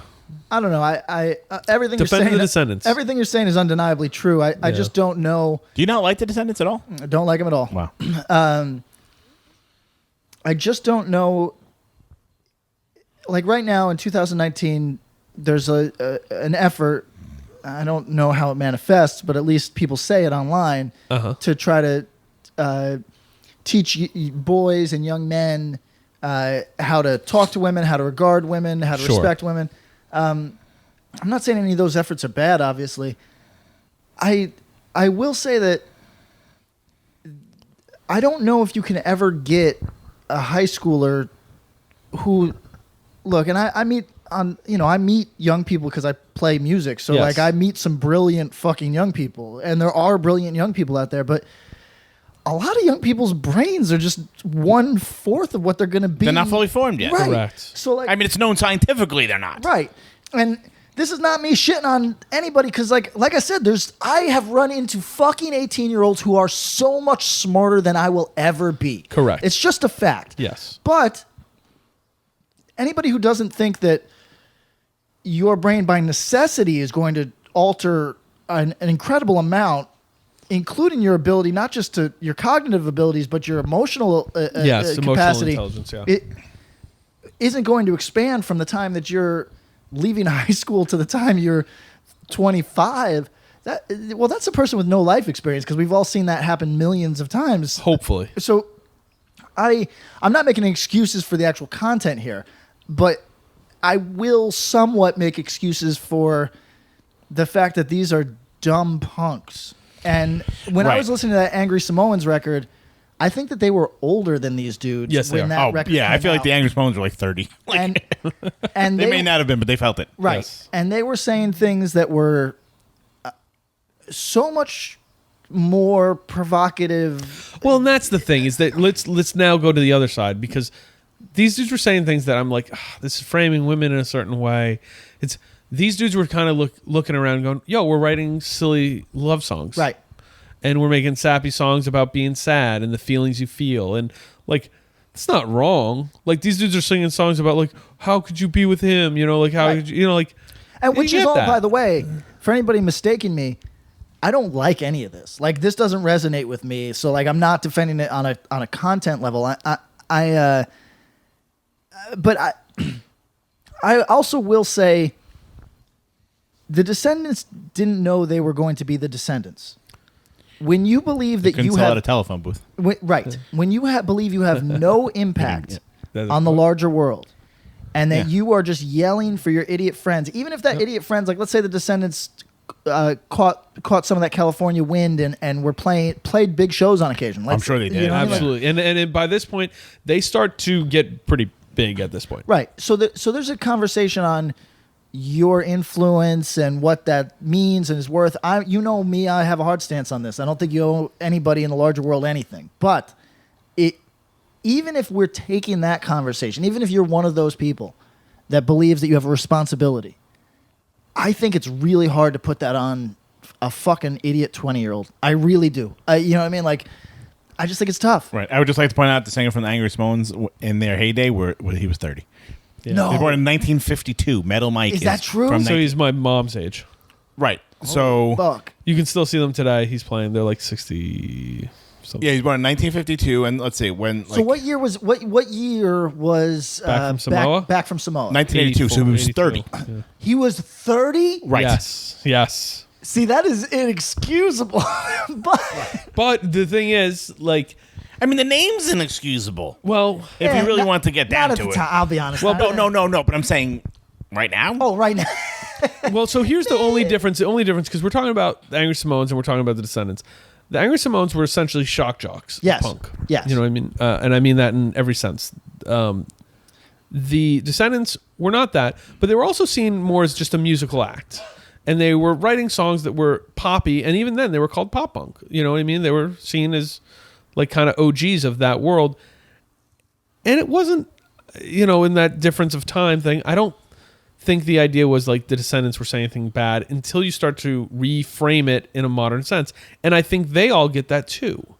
I mean, And if I we're bet that being puts them in a honest. weird way. They're 50-year-old men. I would hope that they were Yeah. But I mean, to be honest, even in the when they first did like the reunion and all that sort of stuff. Yes. So say like early to mid 90s. Yeah, 95, 96. Yeah. Nobody was offended. No. No, If no, we're being no. honest, I mean, quite No, like no one was. And That's I when remember being that's psyched before when I they got came into back, them. You and know? I was Yeah. like, And I don't. no one gave a fuck. I don't know if No. anybody's truly offended when they look up and see, oh, this is a 55-year-old man playing music from when he was a child. I don't know if anybody with a brain in their head could be reasonably be offended, but No, and if they you don't- change if you all the don't wanna problematic hear it, lyrics. I get it. No, I but, hear it. Yeah. But the, I also think that, like, do I think that they should change it? I don't know the answer to that. I don't think they should be playing these songs as 55-year-old men, so I'm not involved in the Right. conversation. Do you know Right. what I'm And saying? that's, I think that's the piece. It's like, that's the only reason I have this conversation is that, like, if you're listening to this record and you have a different type of mind, you could hear this for the first time and think something weird. As someone who got in this band in 1996, it never struck me as weird. It did. Now when I listen to it, I'm like, oh, that's different. That's definitely not the way language is now, but it still doesn't change the fact that this is probably one of the better records we've talked about so far today. 100%. So, all What right. else we got? Go quick through some of these. This is kind of the oddballs and stragglers. Squirrel Bait, self-titled. Familiarity at all? Louisville, punks, early 80s. In my Mid-80s, in my world, obviously. this was name checked all the time. Really? Yeah. Okay, mine 0. No familiarity till we Same. started doing the show. Some Louisville dudes hit us up. This record, some punk, some hardcore, some what I would consider proto grunge elements to it. If you listen to it, there's parts that remind me of Nirvana. The song Thursday by this band isn't absolutely incredible song. Second song of the LP. No shit. Better than the Turning Point song by a mile. So- And I think everyone who likes post-hardcore anything, or like if you like Far Side, you like 90s, post-hardcore emo kind of stuff. But when I say that, I mean like Sam I Am, I mean like Seaweed, I mean like you should check this band out. This record specifically. One of the cool records I've gotten into from doing Axe to Grind. So That's cool. yeah. This was name checked in your world. Yeah, all the time. For what? Wow.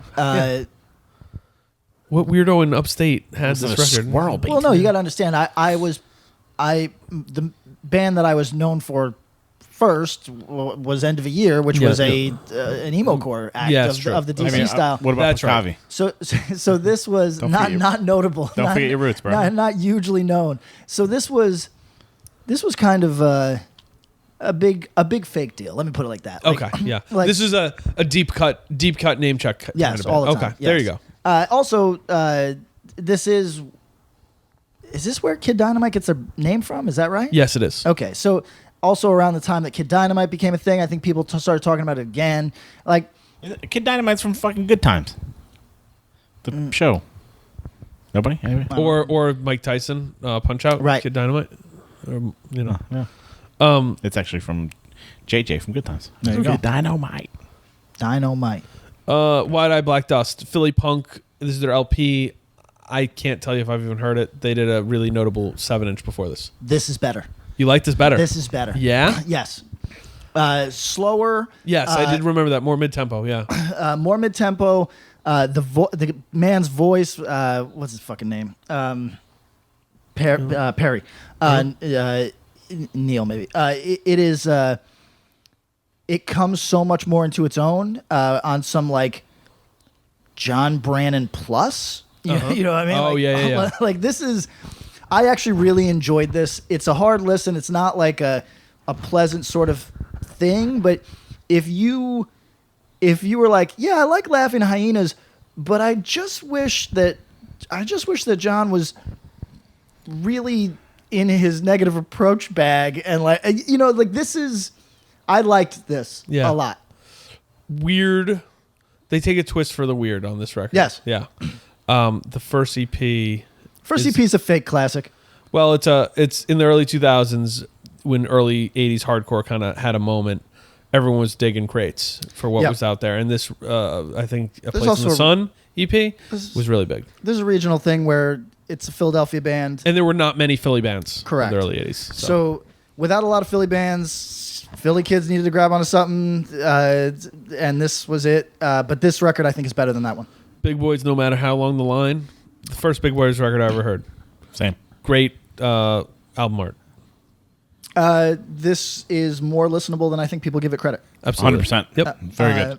This is a band that I think has the reputation for being kind of challenging. This isn't. There's some tracks. There's some weird songs, but you can listen to this record. If you're going to listen to stuff where they sometimes like to get a little funky, but still are a very definitively a punk band, the Big Boys are very listenable. I also think this record sounds good. Yeah, I think so too. So I 1985 in Texas had, I guess, they had a couple good recordings. I enjoyed it more than I thought. Speaking of Texas, Really Red, Rest in Pain. I had no idea about this before this. I Yeah. really liked it. Cool, Yeah. right? It's good. What's the deal? A preeminent, one of the first Texas punk bands, started early. Like, I think you could say one of the first American punk bands. yes, that's true. 78, I think. 77, I want to 77? say. Maybe Really? Yes, it's like Houston? It's Yeah, they're really really- early shit. Yes. But this is obviously a later This is record, later. but- This is not. Yeah, their LP is, I think, their most notable record, but a cool band. If you like traditional American hardcore and for some reason you haven't come across Really Red, which you could. This It is not a happened to band me. who get Easily. you don't get name checked. Easily. Really Red is a very cool band who has a lot of tracks that you're like, oh, Yeah. I like what they're doing here, and I think they have stuff that you could hear in bands after them. Sure. 100%. Let's see here. Two Canadian bands that I haven't revisited in a while, but the Sons of Ishmael, Hayseed hardcore record, I really like. Quick, fast EP. Very fast stuff from Canada. and SNFU, and no one else wanted to play. I haven't listened to this record in a long time. I did. But this was a big band for a long time. Yes. Played, toured hard. Yeah. Crazy history of this band. Everybody should look into this. Tragic in a lot of ways. We're talking about a lot of mental illness stuff. This is a good record. This was seen as I think this might be on the Pusshead, top 100 of the 80s list. A notable band, I think, from central Canada. This is a good record with some weirdly lyrically goes in places that are actually sad. Yes, yeah. And I think that for hardcore music, it doesn't always grab you like that. Yes. Sometimes it just makes you want to pump your fist.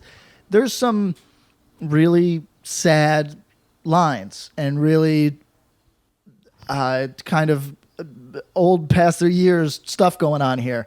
And I urge everybody to check this record out. Fast, by the way. It moves.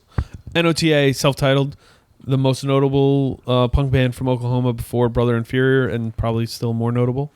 Cool record. SOD, Speak English or Die. This is the record I referenced earlier. This is like metal to me. Yes. But when I it's actually Anthrax listen with to Billy it, Milano. right. Yes. Literally. So you guys, I had a feeling, would listen to this. I listened to the other SOD release from this year. Oh? Different SOD, huh? No, it is, what's it called? Crab Society North? Or North Crab Society? Okay. Have you, there are, No, I've I never had heard it. no idea about this. It is a recording in the kitchen of a studio with a Walkman. It is, there, when I went Their down, best material? when I went down the, sort of, I really, it's terrible. And he's Yes. telling terrible jokes in between songs. Yes. When I listened to it, I found it kind of fun for one listen. And if you look, there's reaction videos on YouTube because that's how bad this is. Fuck. It is really fun, terrible music. Billy Milano briefly had a studio in Hoboken. I don't know if he does now or not, but band Blind Society recorded their full length there. I went and sang backups on it. Punk band from New Jersey. He was a maniac. I'm pretty sure that's who ran the studio. Anything on SOD, Tom? I think they kind of became a thing again in the last couple of years to young folks. Mm-hmm. I think Milano Mosh and the intro. Yep. Cotton Mosh, right? Yeah. No. It's That's Anthrax. March of the SOD. March of the SOD, yep. Has become, I think watch their return show from Webster Hall or the Ritz back then. Crazy. It's on YouTube. Yeah, it's fucking nuts. I think they've caught some wind, but there was a time in the 90s where this is a band who got name checked a bunch. Yes. Yeah. More so name checked than actual. I think those two tracks you mentioned are that's what people wanted to hear. So. Right, and United Force. I mean, they got some songs. They got some songs. But yeah, I mean, I don't think so. It's literally it's Scotty in from Anthrax, Charlie Benante from Anthrax, Danny Looker from Anthrax and Nuclear Assault, and Billy Milano Pretty good. from the Psychos. Jesus Christ, the fucking Psychos. Yeah. Accused Martha Splatterhead. Big crossover record. Yeah. Never has connected with me. And I can't say I didn't really deep dive it for this listen. I did, but Thank you. I hear a lot of where Power Trip is coming from. Yeah. Yeah. People, I mean, I think to our ears because we're fucking, us social, our coastal elites. Yes. We automatically go to Cro-Mags or whatever. Sure. I don't know if this is intended, but there's a lot of the Accused in Power Trip stuff. I like that. Yeah. Yeah, I think if you're a fan of Power Trip, you should go back to some of the mid '80s stuff, and you'll find a lot of things you'll like. Okay, so to juxtapose from that, also considered crossover is Raw Power. Yes, Screams from the Gutter. Which I don't hear. Sounds nothing like the crossover records that we've talked about so far. No. Absolutely nothing. Nothing. It sounds like post-minor threat with metal leads thrown literally on top. Did you fuck with it? Oh yeah, I liked really it. good. I liked it so much. But the Criminally underrated. Yes. Criminally And underrated, overlooked. one of the best international hardcore records, period. And people who know check it as such. But it's really just This has done the rounds of like people care this year, now they don't care this year. 100%. But this Still going, aren't they? On the rounds, yeah. I feel like they're still a band. Oh, yeah, I think so. Yeah, I think you can go see them, yeah. this Definitely, at least a few years ago, you could. this was an 80s hardcore record of the type that I actually really enjoy, with then just metal leads thrown in almost at random.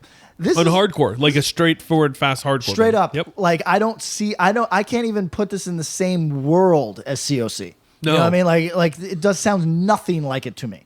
You could see liking the two if you were just a fan of punk and metal. Yes. But it's not a crossover record like we talk about. Not to any my of this other ears. stuff. And, Yeah. and I'm reading No, people that's say good. this is my favorite crossover record. And I'm like, in 2019, to my ear, it takes more than Metal leads? a fake solo. It Yeah, takes yeah. more than a fake solo. Right, to, be like, you guys are metal. like, it takes more than that. They were formed in 1981, still active today, God bless. from Reggio Emilia, Italy. Yeah. Yes.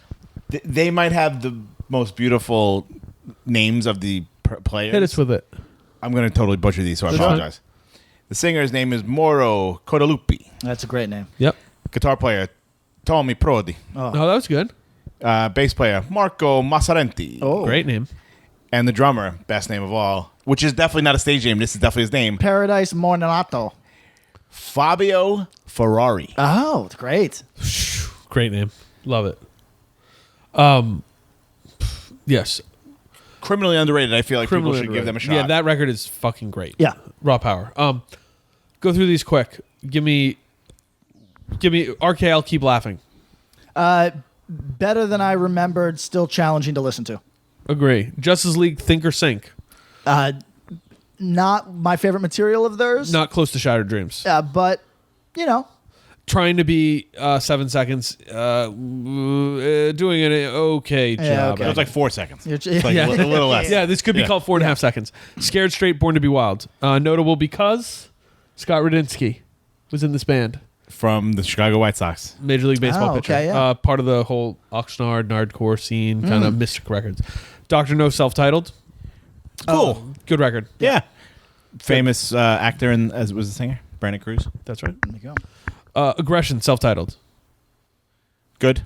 California punk, similar world of this kind of stuff. I recommend people checking out this whole batch of things, and you'll find other stuff you like more. No Effects, self-titled.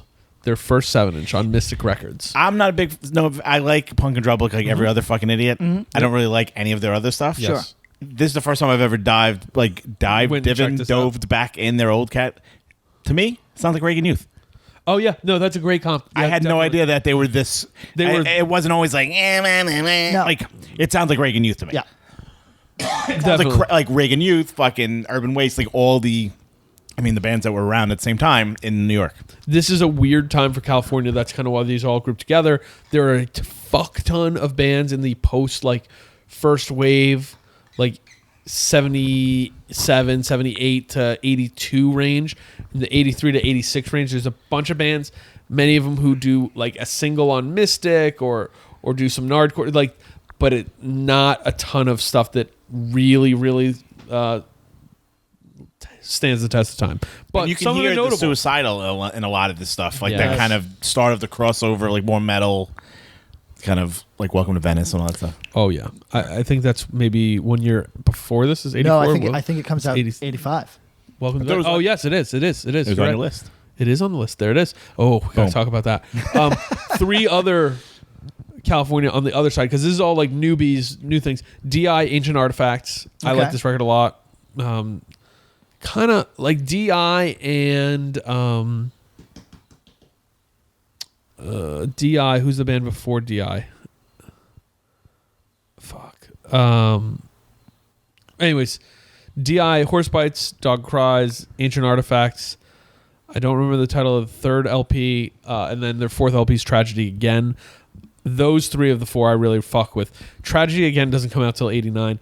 This is like very competent Southern California punk band with a slight lean into some metal leads, but they go full on by Tragedy Again. So, but California punk. Social Distortion 1945 single, meh, whatever. Like not notable. This is a band. Social Distortion is a band people talked about like so much. There was an era where they were their second wind went Undeniable. on way long. And Now this they're like EP is a whatever. weird like headlining festival kind of band. I think I told you they make an incredible amount of money. Good for Oh, I'm them. sure. Like, not to put anybody's business out there, I just weirdly know that like their guarantees because the bar business is so good is Oh yeah, that nuts. makes so much sense. Nuts. And they sell all those jackets. Yeah. Yes. So many jackets with Yes. a guy drinking a skeleton drinking a martini. So in the world of things that aren't our business, these dudes are doing good. Well, Mike Ness is doing well. Mike And Ness is Social doing D good. has a four couple dudes. tracks. Man, yeah, That's doing true. all right. Bad Religion, Back to the Known. I did not revisit this one for this record. Not good. Not good. Slow. Back from the known because they did that shitty record Into the Unknown, Into the Unknown. Right. which they then recalled, destroyed a lot of the copies. And Yada, yada. thanks to our friend John Liu, who emailed us a while back, I got to see Jawbreaker do a Bad Religion cover of a song from that record. Really? Weird. That was one of the first song on their encore. And they That's shouted amazing. out to him, and I was like, "What the fuck?"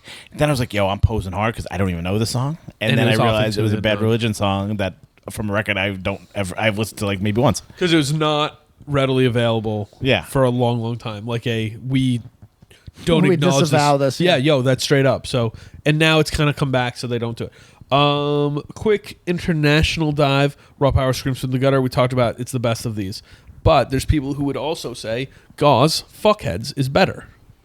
Did you listen, or Gauze, if you want to be more correct? Gauze is one of these things that Doesn't kill it. In Albany, this was a thing that I was supposed to like.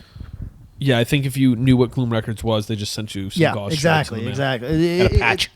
If you were in the Gloom sphere, which I wasn't, but if you were within 20 feet of it, you were supposed to like this. One of these just appeared on your body, like what? Yeah. Why am I wearing a butt flap? Right, exactly. Yeah. But they've never done anything for me. I like the record Crude SS Who Will Survive more. Noisier Japanese stuff. I do like it more. Yeah. If you haven't listened to Pagio Punks, I can't even pronounce what this is. Shistano. It sounds like carnival music to me. Yeah. In the most fun, insane way. Yeah, this that's not a fun thing for me. It's not Raw Power Screams from the Gutter. And then Crow, Who Killed Dove, kind of more like early leaning into like epic crustness. So, Speaking of crust, Speaking what of comes out crust. this year?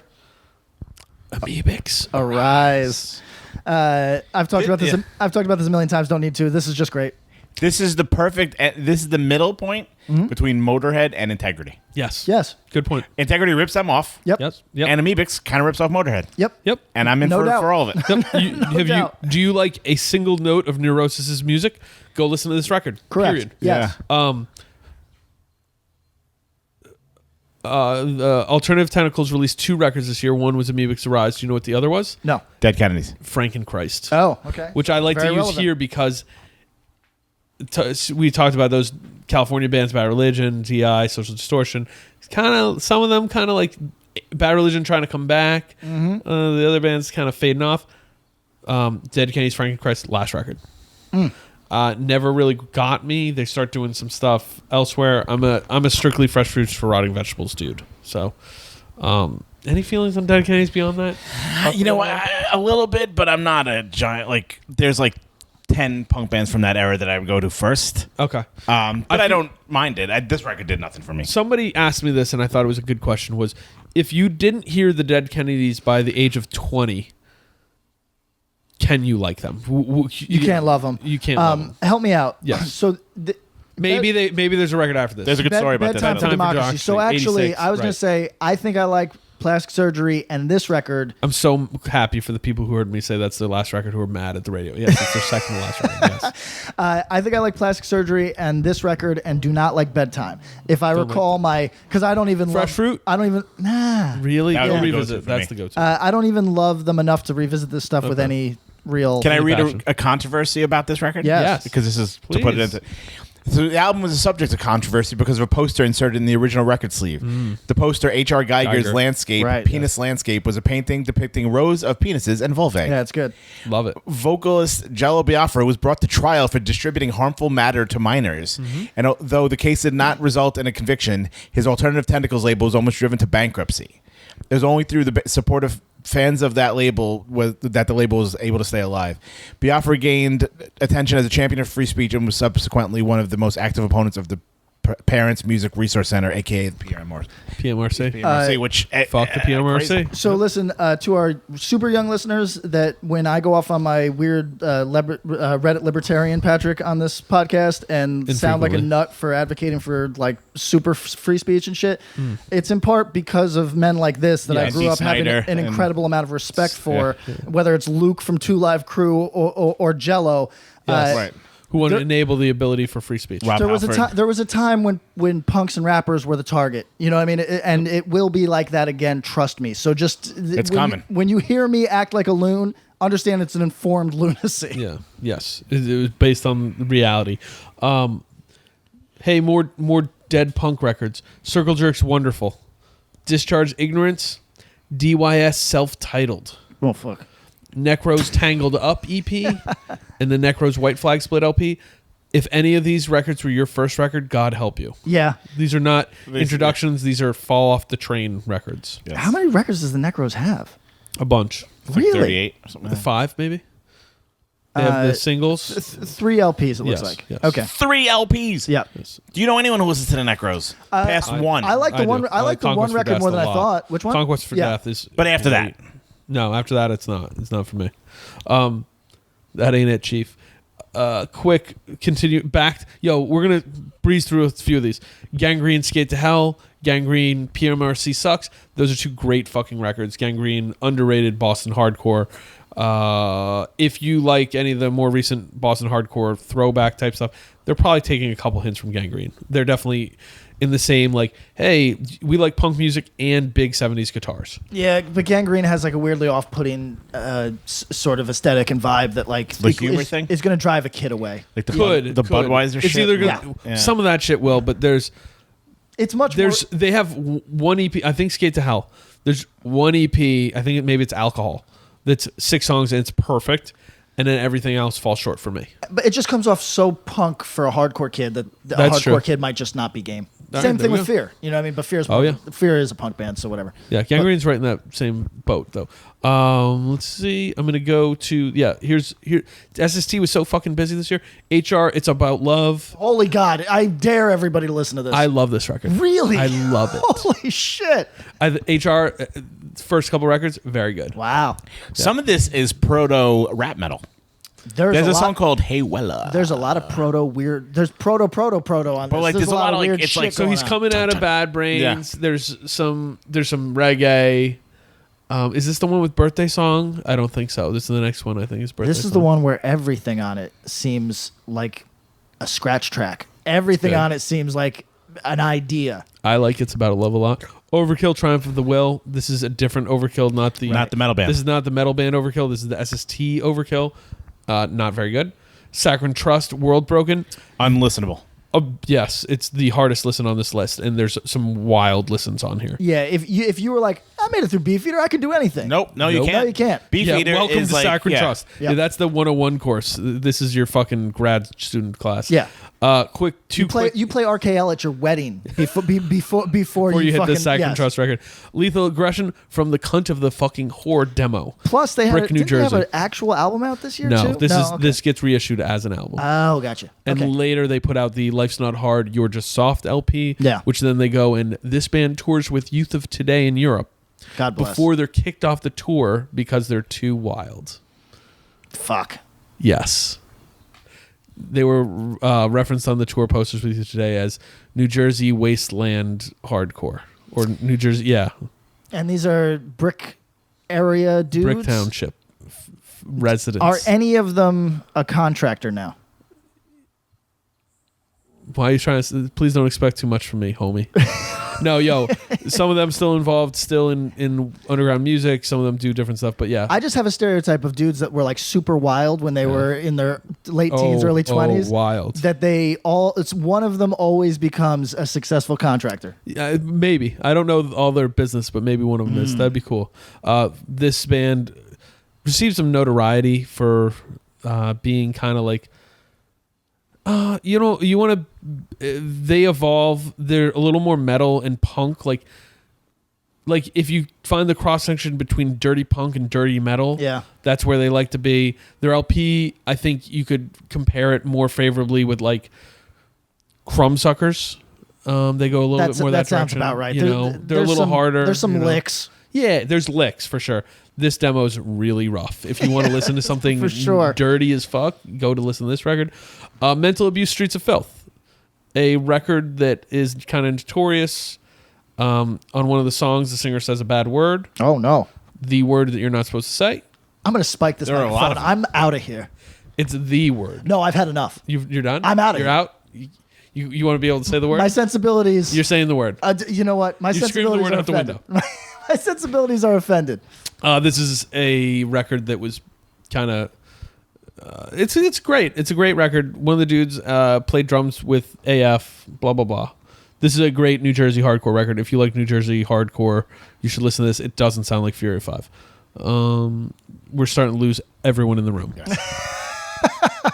Tom, does Anthrax spreading the disease bring you back in the room? Yes, 100%. Tell me about it. Let's go. I love Anthrax. This is my introduction to them. Really? Yeah. Okay.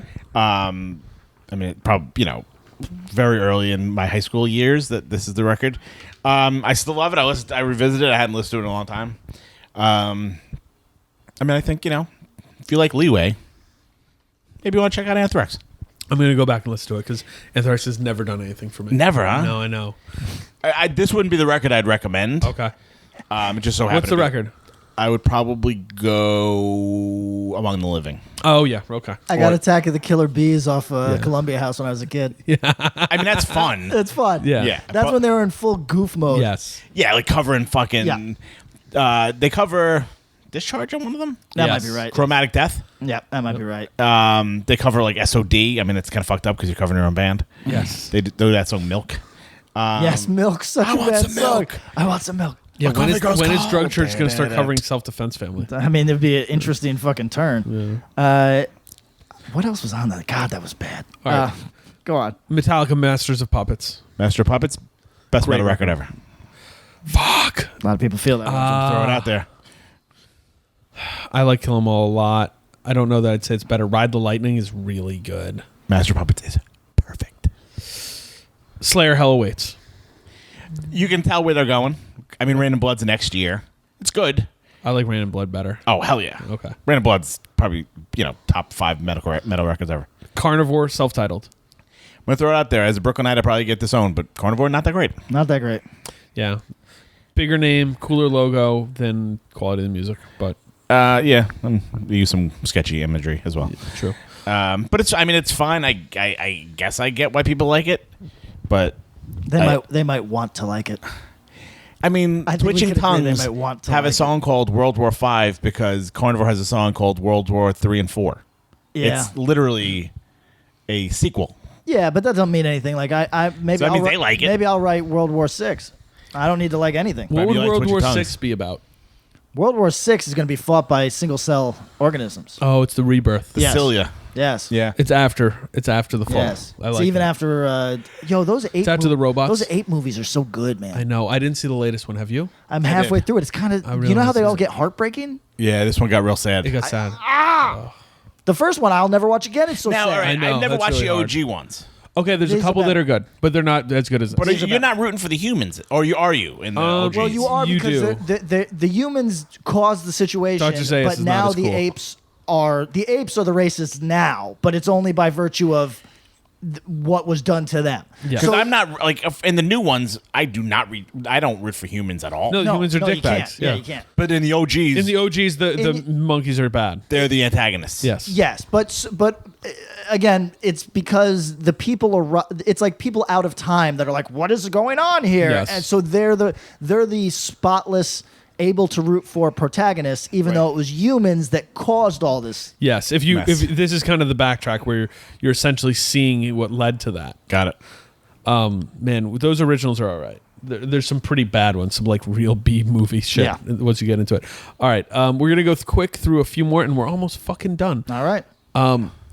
Big City, One Big Crowd. I feel like we've been talking about this since 1985. I know. For being honest. Big City Records. Early New York hardcore never gets name checked because early New York hardcore, other than a couple EPs, most of which they didn't put out. Forgettable.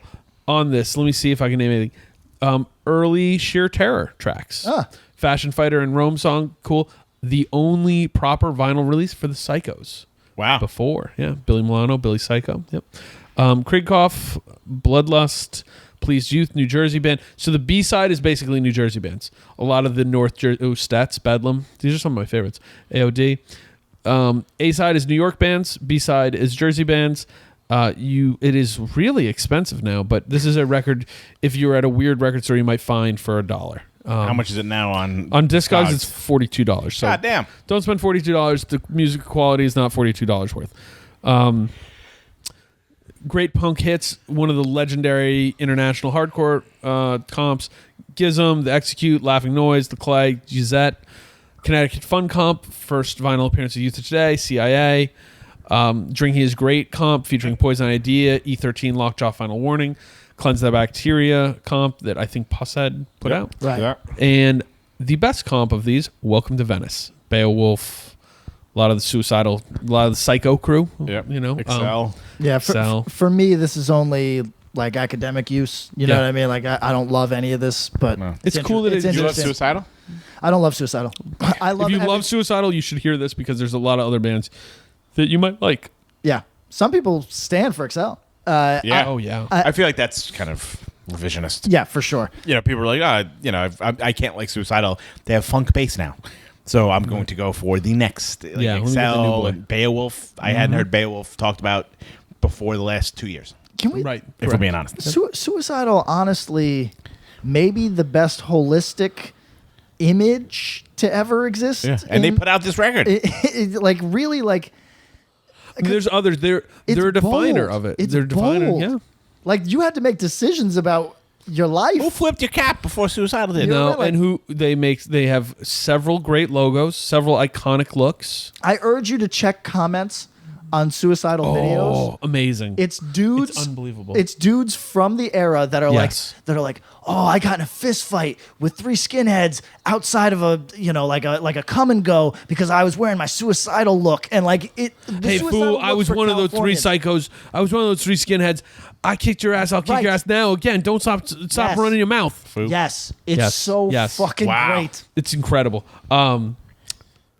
The last little note here is that music was weird as fuck in '85, and this was the rest of my listen outside.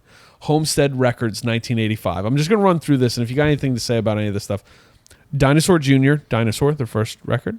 Sonic Youth, Bad Moon Rising. I dare someone to listen to that record. Yeah. Start with Goo. Big Black, Racer X, and the Il Duce single. The Meatmen, War of the Superbikes. Jesus. They go full metal. Can't do it. Swans, Young God.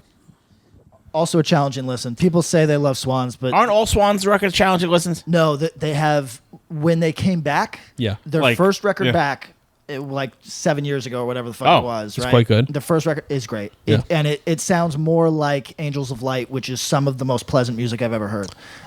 They've become challenging again, where they're Yes. putting out like double discs. Right. But there was maybe 2 albums where they were pleasant music. And it's pretty much just him, right? Michael Giro. Now he does a thing where he assembles the band around him and he makes it clear, this is my last album with these guys. This is finite. Yeah. Like, yeah. And then I'm going to do something else. It's pretty remarkable, Pretty actually. cool. Yeah. Nick Cave and the Bad Seeds, The Firstborn is Dead. Again, this is a weird listen. Yeah. This was a loud one in the backyard. I don't know if the neighbors were Appreciated appreciative. that? SSD, Break It Up. Not a good fuck. record. No. Trying to be fuck. Aerosmith. Green River, Come On Down. Like this more than I thought I Me would. too. Proto grunge, but also like these dudes definitely listen to hardcore music. They were a punk band. Oh, yes. They were pretty punk. Yeah, 100%. And it's 2 of the dudes from Pearl Jam. yes. And like there's Jeff Ament and Stone Gossard. Yep. And there's undoubtedly like parts you're like, oh, you listen to first wave hardcore. 100%. Dinosaur Jr., just to mention this, Dinosaur, like that record, they haven't found their sound totally No. yet. They're getting there, though. They're getting there. Definitely interested in Brit rock. I hear little jingles of that. Their bass sound is weird. They don't have it honed in, and I liked it more than I remember liking it. Because if I like Dinosaur Jr. to me starts a bug and then moves on. But it was fun listening on that one. Yeah. Naked Ray Gun, All Rise, as we discussed. Really good. Very good band. They would be, if you wanted to get a civilian into punk, that you could do way worse than that. Totally underrated. Yeah. I had some more comments on that Sonic Youth record, but it was just weird. Yeah. It's just... I feel like they're a poster band. Yeah. They were all the time that we were growing up, Yes. but there is one record that is quite pretty because after this they played with being pretty and irritating. Was it like Daydream Nation? Or like one Goo? record that I like. It's whichever one has Rain on Tin, which is just an incredibly pleasant song. Yeah. But anyway, go on. So, I mean, that's the Homestead Records. That's a selection of the records they put out this year. That's fucking wild. And you can see where hardcore is bubbling up to the surface with weird indie rock, with weird challenging music.